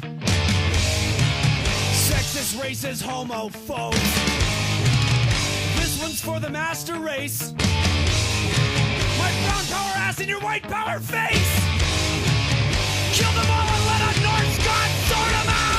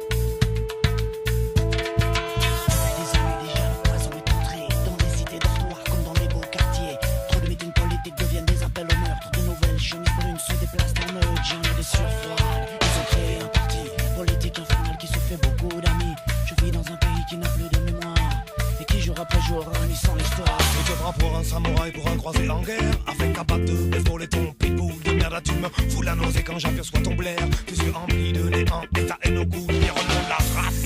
Tu vomis une théorie aussi ignoble qu'erroné, petit gueule cendrille de haine, de frustration. Tu n'es qu'un ramassis, fasciste de base. Tu es mon pire ennemi.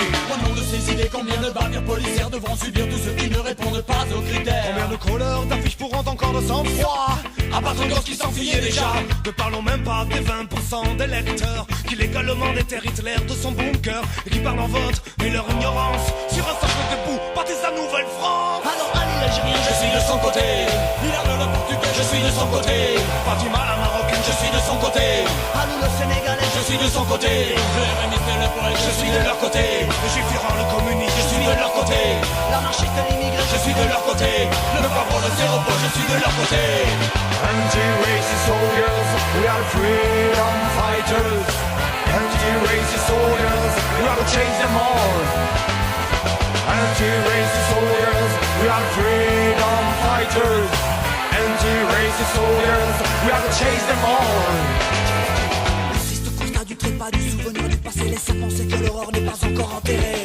Que le son histoire apprise au lycée. Certains les révisent du fond d'un asile d'aliénés. Au nom de la race, dont nous ne faisons pas partie. Celle des furieux, des méchants, des fachos et des aigris. Au nom de leurs idées tordues, combien le passage à tabac devons-nous encore constater dans les commissariats?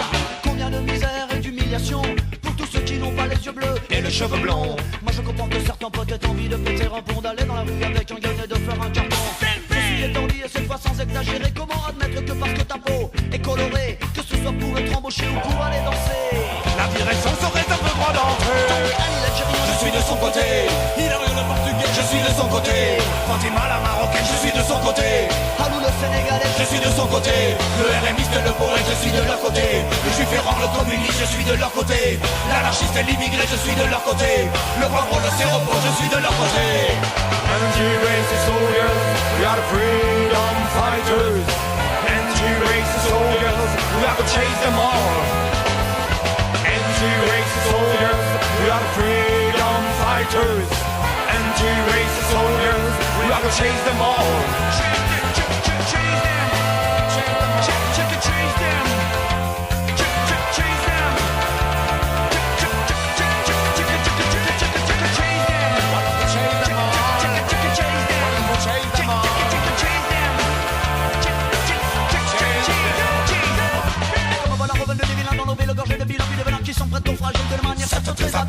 Il est donc temps maintenant que tous les gens qui sont là comprennent que l'unité qu'il nous faut opposer est la seule solution pour les raisonner, les calmer, les mâcher, les jeter. Nous n'en voulons pas. Non pas de rap, pas de tabac, ils ne passeront pas.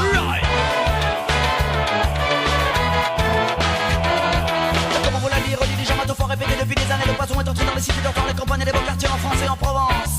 Donc évidemment, celle-ci est dédicacée à tous les jaunes, aux rebeux, aux renois, aux PD, à tous les blondinés, aux fâchés, aux expulsés, aux ethnies exterminées, aux femmes brutalisées, aux squatteurs, aux sans-logis, à tous les déracinés, à tous les jaunes, aux rebeux, aux renois, aux PD, à tous les blondinés, aux fâchés, aux expulsés, aux ethnies exterminées, aux femmes brutalisées, aux squatteurs, aux sans-logis, à tous les déracinés. Anti-racist soldiers, we are the freedom fighters. Anti-racist soldiers, we are to change them all. Anti-racist soldiers, we are the freedom fighters. Anti-racist soldiers, we have to change them all. Change them all, change them. Check and change them. Change them. Change them.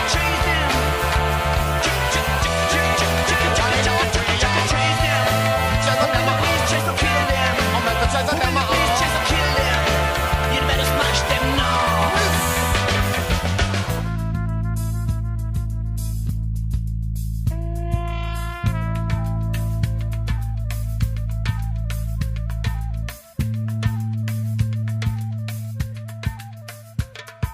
Okay, let me see if I can get this right. That was Spook in the Guay with Anti-Racist Soldier, Antifa Hooligans with Den Haag Song, and we started that set off with Propagandhi, The Only Good Fascist is a Dead Fascist. Is a very dead fascist. Oh, okay, is a very dead fascist. Well, thank Not you just for a that, little said dead. Aaron. Very dead, because there's a specific difference. Yes, of course. So, yeah, Propagandhi. That's such a fucking great song. Classic Propagandhi right there. But hey, man, wow. Yeah. Thank you, Abear. Thank you, Duke. That was Yes. That was hardcore. You know, it's funny. Originally the plan was it started. I wanted to have Abear come on and talk about what's the difference between socialism and anarchism. And then it became, him and I were having a long talk. We were going to have him come on and really explain why the Rothschild conspiracy theorists is all just essentially, when you get down, whittle it down, there is anti-Semitism and stuff. And we were going to really break that down because I'm an old Rothschild-hating, Bilderberg-fearing conspiracy theorist. Right. I wanted to really dissect that and expose the anti-Semitism that does exist in those circles of conspiracy theorists. But anyway, what it ended up being was this show, and which I am obviously very happy for. And Our for shows Abear, do that sometimes. They do. We let them do their thing, bro. And wow, Duke was great, and I can't believe that that Alex Jones called us. What the Wow, was that awesome? No, so hopefully we will be having further future conversations with Alex Jones. But wow, man, what an intense discussion, you know. Yeah. So there was a couple things I wanted to clarify a little bit. So you know, we talked a little bit about Black Bloc and what's the difference between Black Bloc and Antifa, and I wanted to clarify that a little bit.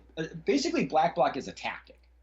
It's more a tactic than it is or a set of tactics, as opposed to a group, right, or an organization. So, you know, a lot of us became familiar with Black Bloc during the quote-unquote battle in Seattle, the big World Trade Organization protest in Seattle a number of years back, where there was a lot of breaking of property and clashes with police and stuff.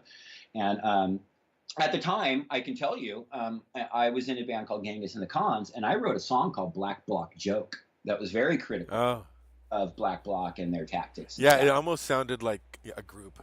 Right. And so, and even at that time, I still don't know that I was very clear on what Black Bloc was. I just know, basically, my take on what happened at World Trade Organization is very, very similar to the liberal narrative in relation to responding to Milo and racism and Antifa and stuff. I had this, you know, we played into their hands. We gave more attention to it than it deserved, and I was very critical of it. Anyway, so I just kind of wanted to be clear about that. And so Black Bloc is basically, it's almost a mindset for using tactics. I don't even think you can point to a specific set of tactics and say, okay, this is the manual for Black Bloc tactics.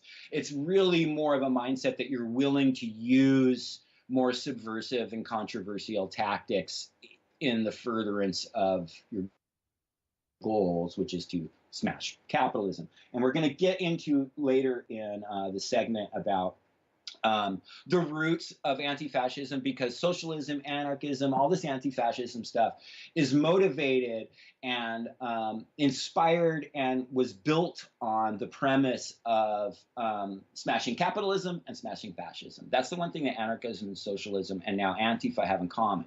And Antifa's symbolism, the red and black, that is the symbolizes the merger or almost the marriage of socialism with anarchism. But we're going to get into that more later in the segment. Right. But, didn't they say something about communism?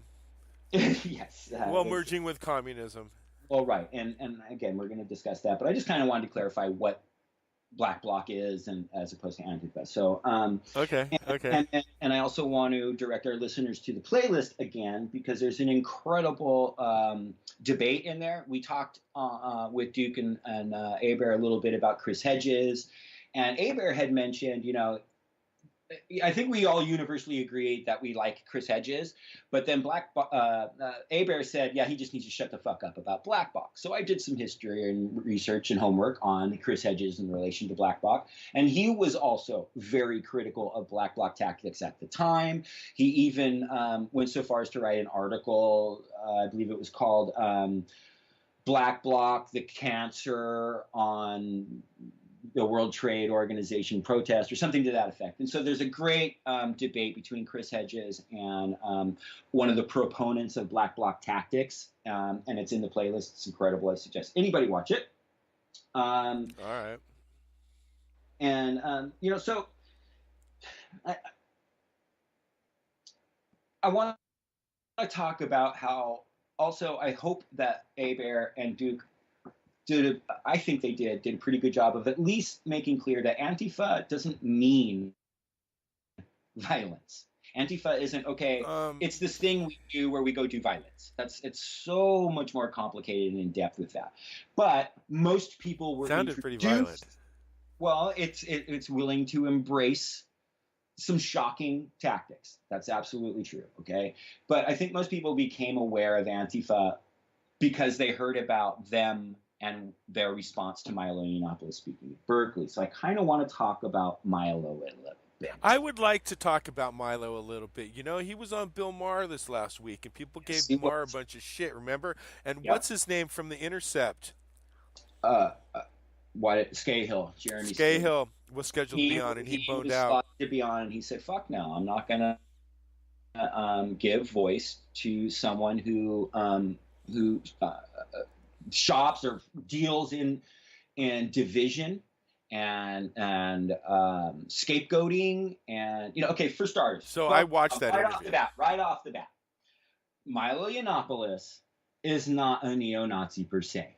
Okay, he likes to have sex with minorities. Okay, and he is a minority.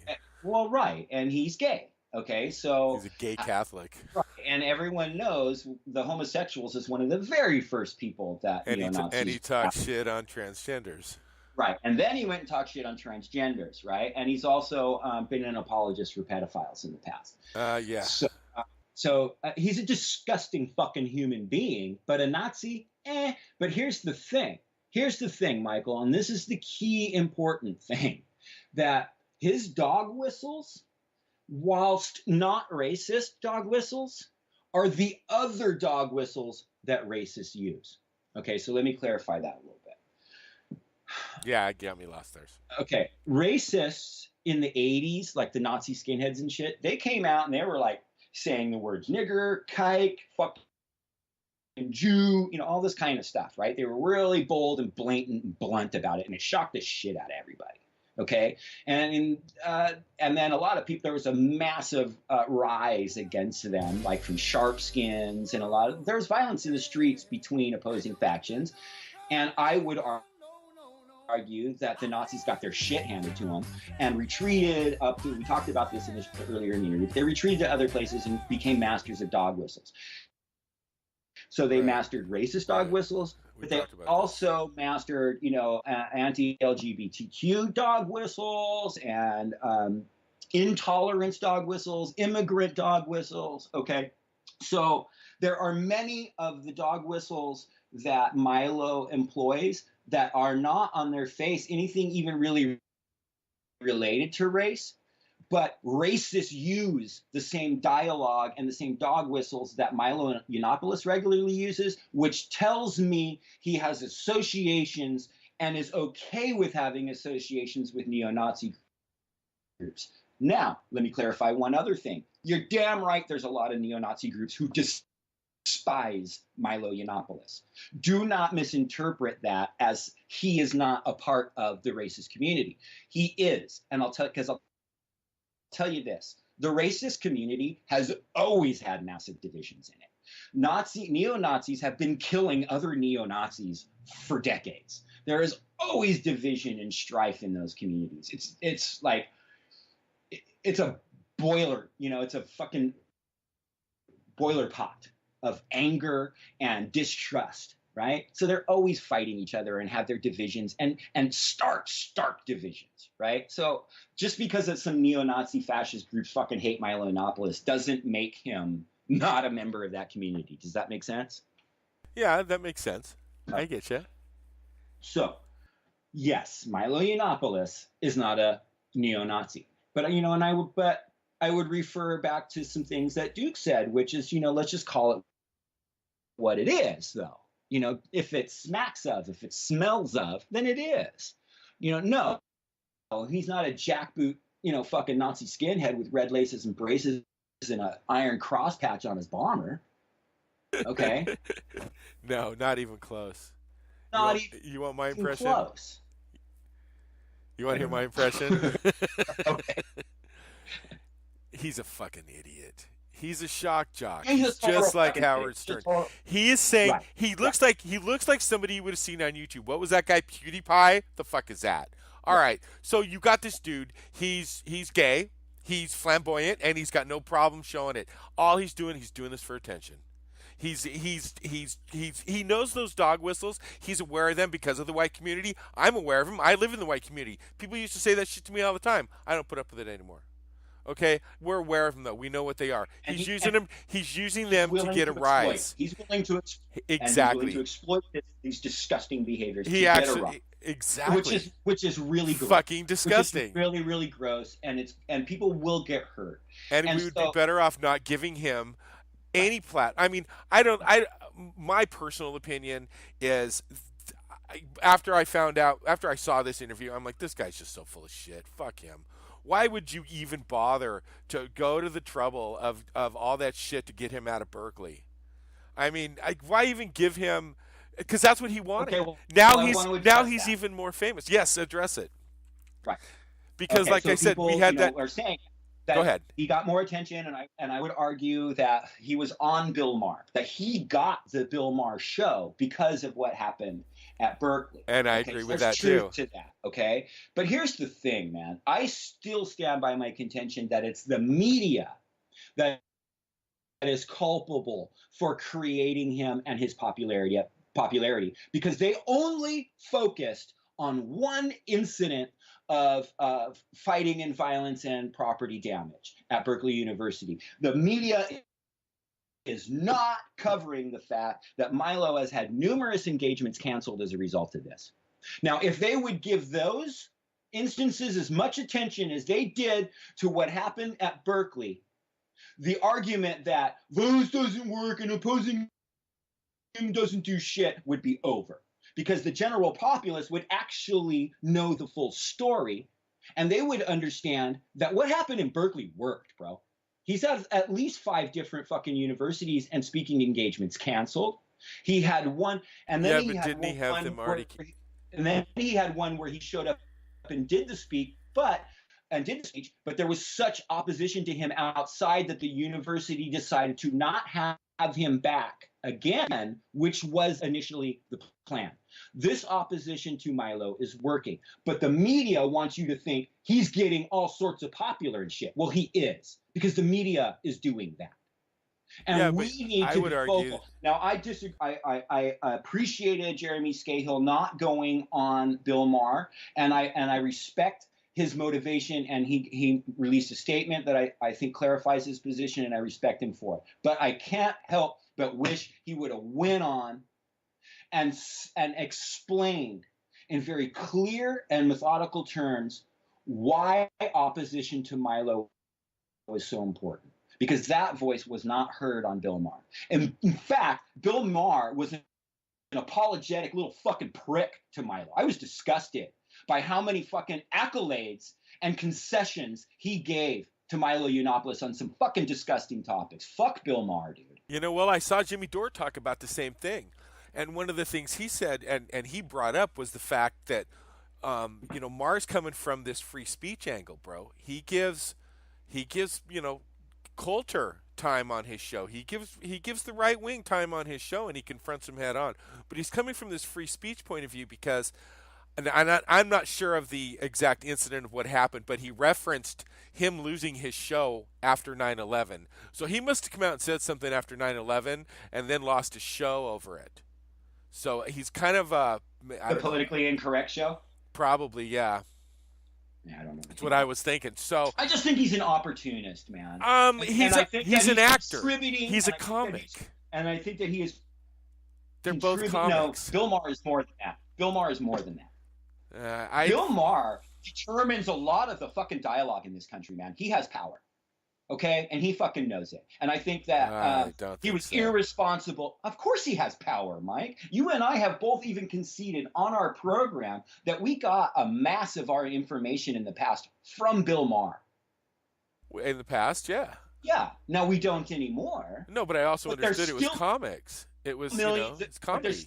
But there's millions of people in the country who don't get that, who think that him and Jon Stewart were news. Well, how many Even though people Jon- during and the I'm not Bush administration disrespecting- got their news from Jon Stewart? I mean, Right. it's the And truth. I'm not disrespecting Jon Stewart because I think he at least had integrity, of which Bill Maher, I believe, has done. I think he exploits the concept of free speech.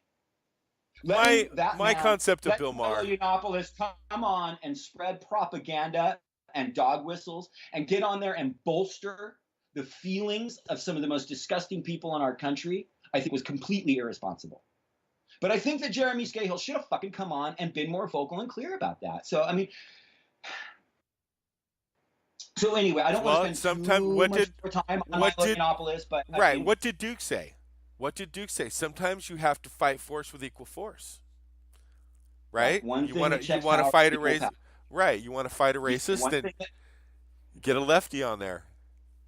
Right. And you know, Bill Maher, I'm not even going to give Bill Maher credit to say that he tried to do that because he's establishment. He already had Scahill scheduled when he brought on Milo. So I guess you could argue that I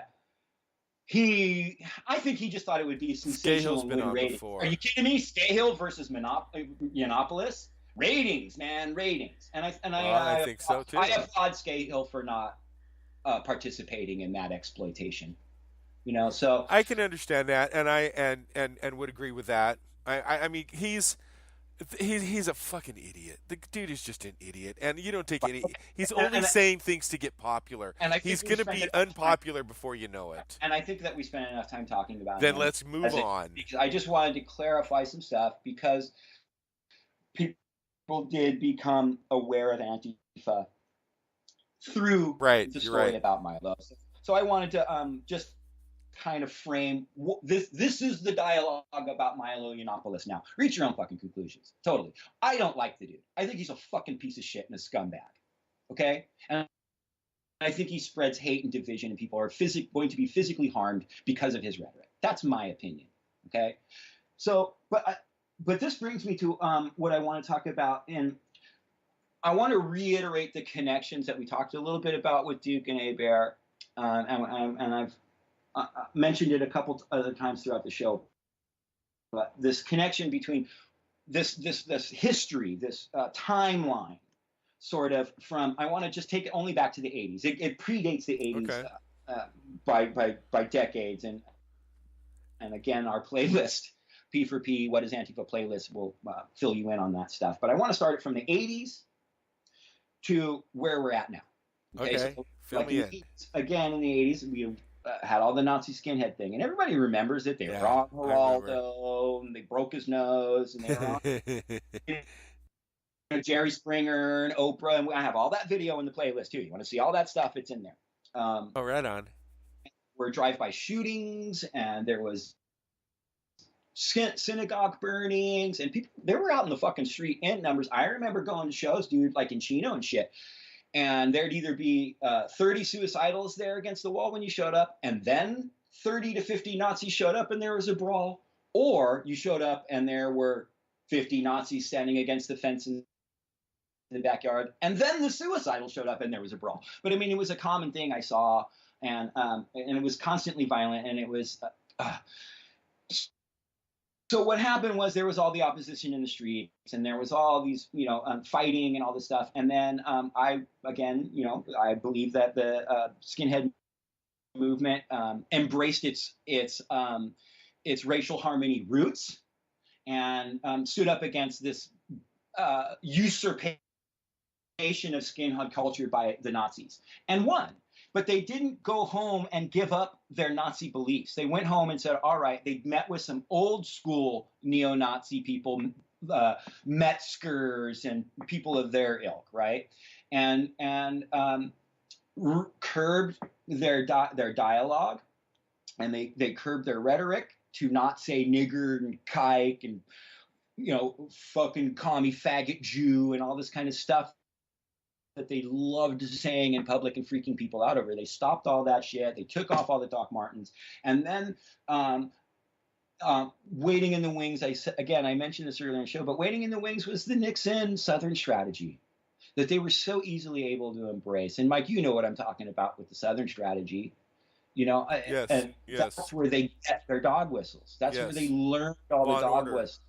Right. They didn't have to create that. They didn't have to go home and create a new dialogue. They just became embraced and then became masters of the Southern strategy dog whistle programs that started by Nixon, which was to break up the left, destroy the anti-war movement, and to continue to stifle minorities.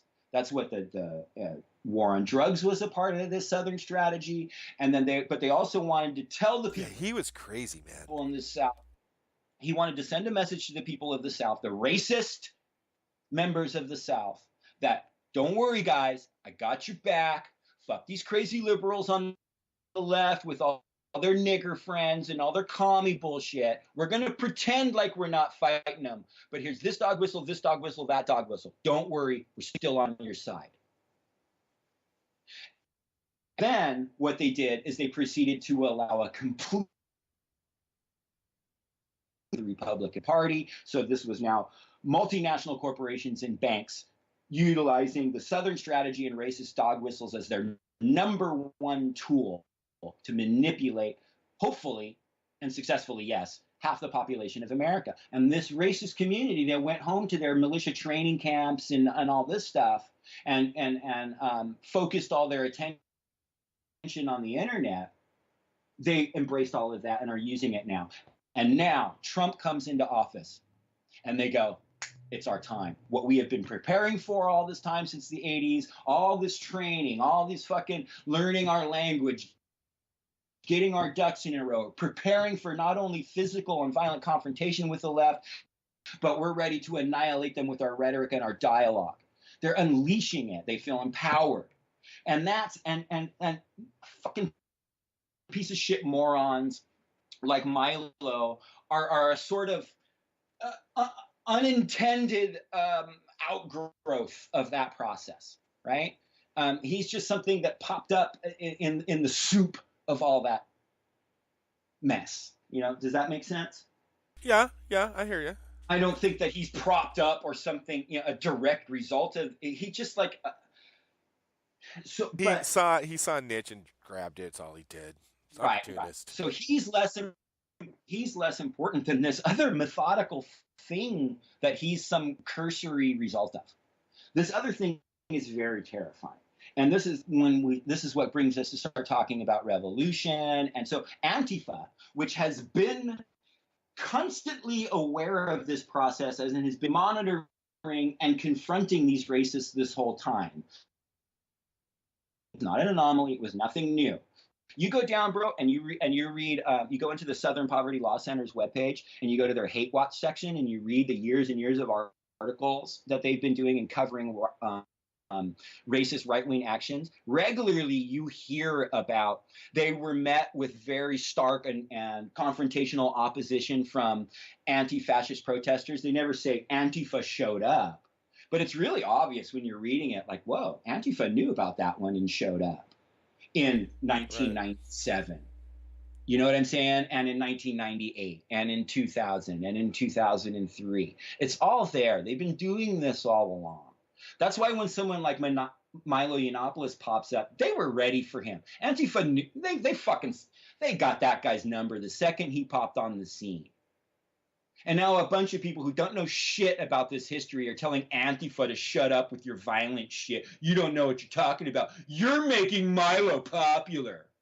No, fuck you. We're trying to educate you to who this man is and why he exists.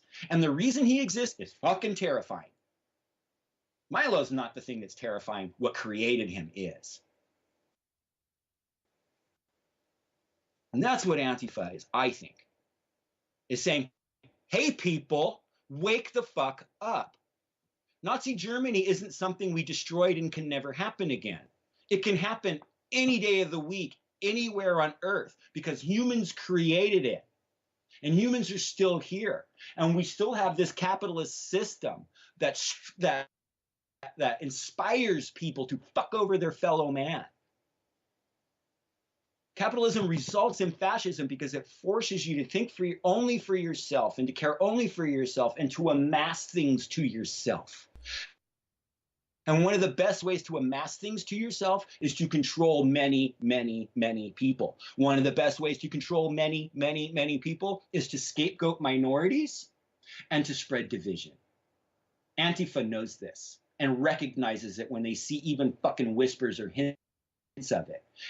And will scream loudly to you that it exists and will fucking smash the fuck out of it when they see it. And I just think people need to understand that that's what they are, because they care about you, because they care about your transgender sister, because they care about your mom, because they care about the rights of your grandma who happens to have a Latina last name. It sounds like a Robin Hood thing. It is a Robin Hood thing, man. And I'm going to concede that maybe people who participate in Antifa, there are misguided people among them, but there are misguided people among all groups and organizations and factions and political parties and all that kind of stuff. It's not a perfect organization. It's not a perfect concept. If there's people in it, it's not perfect. If there's people in it, it's not perfect. But man, we've been talking for a while. I think let's play some more music, man, and come back and maybe try to wrap this up. Unless there's anything, is there any, you have any feelings or comments or things that you want to say? Your take on the interview? Do you want to maybe come back and do that, or we can come back and do that? Let's play some punk rock. What do we got up in here, bro? What do we got happening? Oh my goodness, Los Fastidios.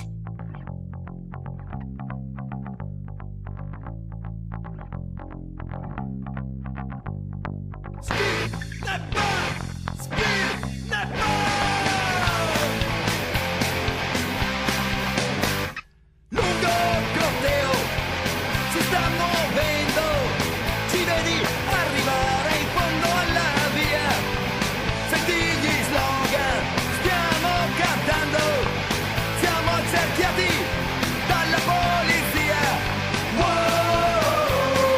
whoa, whoa.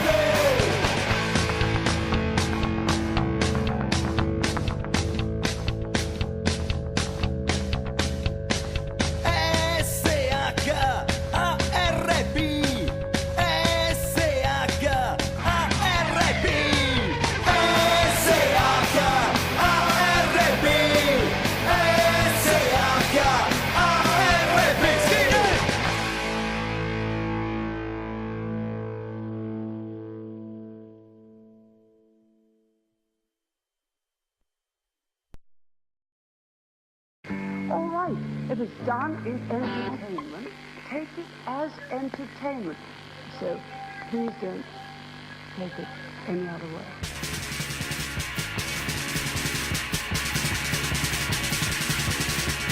Fuck the politically minded. There's something I want to say about that state of nation. The way you treat us today. At school they give you seats. Drop you in a pit. You try to get at me. Can't because they face you out. Then you're a prime example. And then they mustn't be. This is just a sample. But that's to you and me. Do they owe us a living? Of course they do, of course they do. Oh, us a living. Of course they do, of course they do. Oh, us a living. Of course they fucking do. They don't want anymore. Quit on the floor. You used to call me sweetie. I know what it's blading. And I am different. Love to bust my head. You love to see me come out. Love to see me think. Do they owe us a living? Of course they do, of course they do. Oh, us a living. Of course they do, of course they do. Oh, us a living. Of course they fucking do. Living days on to me, I'm never gonna get. Back at this, I roll up. I'm TNC day. Give you a love bombing for something you ain't done. Make sure I bear them. And then if it isn't wrong, do they owe us a living? Of course they do, of course they do. Oh, us a living. Of course they do, of course they do. Oh, us a living. Of course they fucking do. Don't take any notice what the public think. So much on TV, just don't wanna think. You chill as a target, dream out to the face. When you don't wanna wear it, say you're full of fuss. Do they owe us a living? Of course they do, of course they do. Oh, us a living. Of course they do, of course they do. Oh, us a living. Of course they fucking do.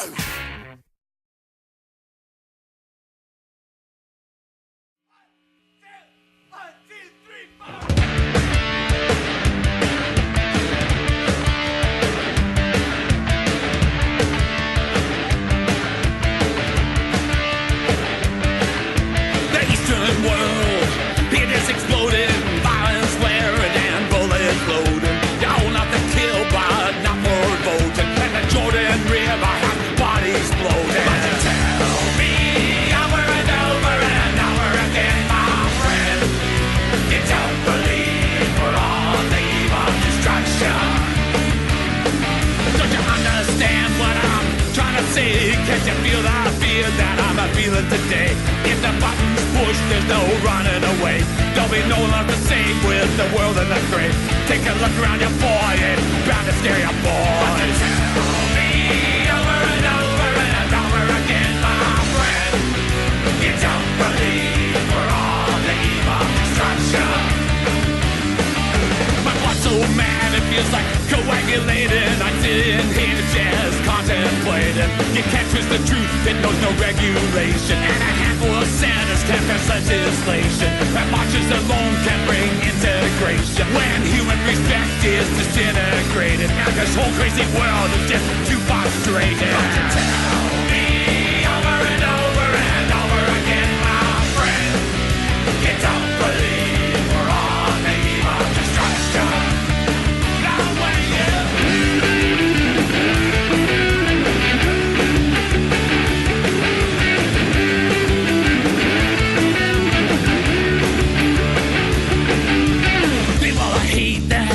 On this earth, it really makes love hard to unearth.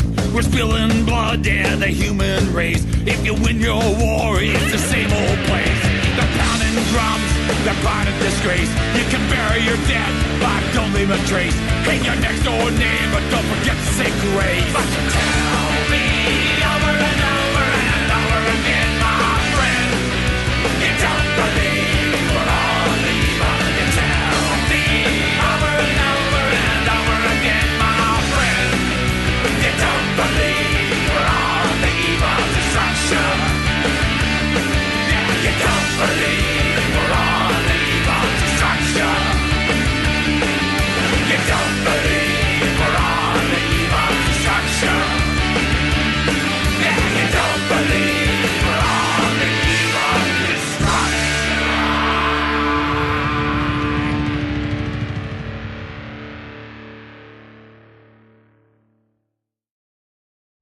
All right, Joey Shithead and D.O.A. with Eve of Destruction. Before that was Crass, Do They Owe Us a Living? And we started that set off with... it's Crass. Of course they fucking do. And who do we start off that set with? Los Fastidios! And that was SHARP. Skinheads Against Racial Prejudice. Sharp.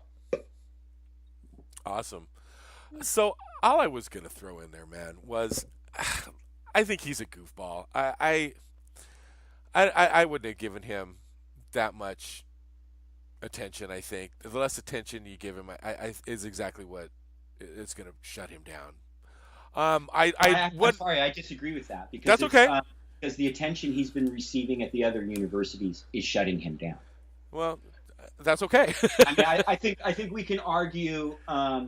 Did Berkeley, that one instance, I think it can still be argued, did it help him or hurt him? But the fact that Antifa and other people have continued to demonstrate and protest against him has been effective, and it's shutting him down. Well, and he should. The media is just not covering it, and I think that is completely irresponsible of the media to not cover it. I think they have been. They have not been covering these other shutdowns. I had a hell of a time finding articles that talked about it, bro. Really? I've seen a few headlines on my Twitter feed that he's had numerous yes. speaking engagements shut down. Okay. I don't know that Bill O'Reilly or Chris Matthews are talking a whole lot about it. No. And I'll tell you what, even Jank and isn't talking about it. They don't want to give him time. Right. But that's Jimmy not giving them time to say, hey, another Milo Yiannopoulos speech was shut down by anti-fascist demonstrators. That's not giving Milo time. Well, but then you have, as they call them, the libtards that are completely anti-violent, right. that are not going to give any attention to violence, whether it's on the right side or if it's on the wrong side. They're missing the mark, because Antifa isn't saying, hey, man, every time he speaks, we have to go out and do violence. No, and I like that they're willing to. They're just saying that they're willing to. Well, and I like the idea of linking arms with my brothers and making sure that these white supremacists get shut down. And I'm all for that. If they're out there speaking their hate with their little Nazi rallies like in the Blues Brothers, that's fucking wrong. No, you're not going to get to do that. I don't think so. I don't give a fuck about free speech. We're going to shut your ass down any way we can, non-violently. I will stand there. I'm not going to break things. I'm not going to hit anybody. Right. It's just not going to happen. I'm just not comfortable with it. But I'm okay with civil disobedience. For sure. And for me, it has to be clearly obvious to the entirety of humanity that a revolution is here for me to go, okay, I'm going to participate in it. Until then, that's just not my way, man. That's just not my way. I've been in a lot of fights in my life. I've been jumped and beat up far more than any fights that I ever initiated. I have too. But I've initiated some fights in my life, and I can tell you, man, whether I won or lost, it was wrecked for days, emotionally and physically hurting other people, and I have never personally engaged in any type of property damage and stuff, and I want to believe for myself, for my personal contribution, I can find something smarter to do, and I think.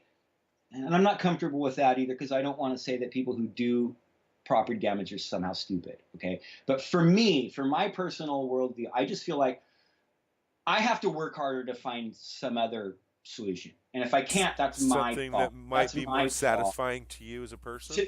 Right. That I can feel comfortable with, that I can feel like doesn't have unintended negative repercussions for me personally. I mean, I'm looking out for number one, bro. Let's be real, and then capitalist asshole, right? And my children, and the well-being of me and my family, Of course. But I can tell you, I did over the last, few weeks. I sort of I tried it on for size.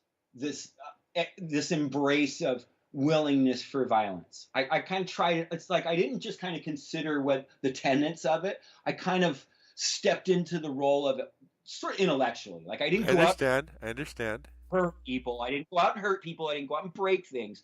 But I wanted to go, okay, what does it feel like to think this way and embrace this? And I think I ultimately came at and I had debates with people from that perspective.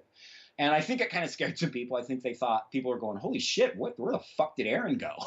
You know, what is he embracing over here? Has he gone off the deep end? And that's just my process, man. And I think I ultimately determined through a lot of research and a lot of reading and watching documentaries on the history of Antifa, having discussions with you, Michael, our discussion with Abear and Duke, I determined that that's not for me, man. That's not how I can do things. There's other things I can do, bro. Like go protest at airports. Well, and I can learn about the history of anarchism, and I think that's looking like that's probably going to be our next show. Is I think I really want to break down for our viewers the history of anarchism, what it is, how is it different and the same as socialism, what are the divisions and the connections between anarchism and socialism. We're going to talk about. I want to talk about Pierre-Joseph Proudhon, who essentially coined the term anarchism and is best known for his declaration, property is theft. And I want to talk about the relationships between prominent anarchists like Bakunin and his relationship and disagreements with Karl Marx. And because all this stuff is you can break relative, this down for me, dude. We're going to do that. And but all You're this going to do it. Well, right. But all this stuff is relative to Antifa. You need to understand what anarchism is, what socialism is, and its relationship, its perpetual relationship from its very inception to anti-fascism for both of those institutions, socialism and anarchism. And the two are forever intertwined. All right, so school me. Well, I'll just tell you. So, for example, Pierre-Joseph Proudhon, who nobody's probably has heard of, was much more popular at the time than Marx. They were contemporary to each other. They knew each other. They corresponded. But many more people know who Proudhon was at that time than knew who Marx was. Marx has become much more prominent. And so the relationship between anarchism and socialism is inherent and fundamental to both, to the inception of both. And so stick around, Punks for Progress. Check out future coming shows because we're going to really, really we're going to do anarchism and socialism for liberal dummies. Okay. And then I think we're going to record a lighthearted show this week with Kahuna Chris. Kahuna Chris, what up, dude? Yeah. For sure. He gave you a playlist. He gave me a playlist, and he's got some pretty good tunes in there, so I'm looking forward to that. Excellent. So that'll break it up there. That'll break up our anarchy shows. Yeah. Now that we started talking anti-fascist, let's talk about anarchy. I got a big-ass anarchy sign tattooed on me. Let's break it down. Tell me about anarchy, where it came from and how it started. We're going to do it, bro. Hey, man, you know what, man? This has been... Bro, you and I have had more than one fight over this show. This has been an emotional process, man. Well, yeah, it has. You're right. I think it has been for everybody in the country, and I hope, man, this uncharacteristically long show has been kind of helpful to people, man. I hope it was. And cool. Thanks for listening. I love you, bro. I'm glad we fucking. I love you too, man. We came out of this. Yeah. Still fucking bitching, and I think we brought something pretty cool. Nice. All right, man. Grow ideas, you. Grow ideas. Hi, neighbor. Think for yourself. Welcome again to this neighborhood. I'd like to show you something. You know what this is? Or maybe if I press this button. This is a cassette player with a little cassette in here, and there's nothing written on it, so we'll just have to play it to see what it is. Do you ever imagine things? Are they scary things? Do you ever imagine things?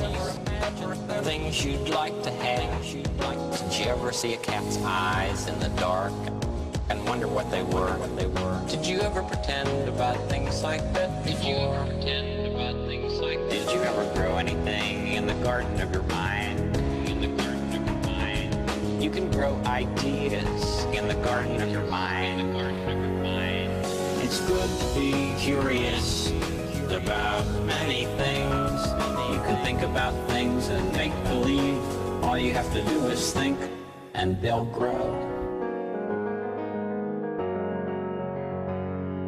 Imagine every person that you see is somewhat different from every other person in the world. Some can do some things, some can do others. Did you ever think of the many things you've learned to do? Many things you Did you ever grow anything in the garden of your mind? You can grow ideas in the garden of your mind. It's good to be curious about many things. You can think about things and make believe. All you have to do is think, and they'll grow. Did you feel like going like that? Let's give the fish some food. Mr. McFeely, I didn't order any whistle. That's what they call a slide whistle. Did you feel like going like that? There are so many things to learn about in this world, and so many people who can help us learn. Did you ever grow anything in the garden of your mind? You can grow ideas in the garden of your mind. It's good to be curious about many things. You can think about things and make believe. All you have to do is think. You can think about things and make believe. All you have to do is think, and they'll grow.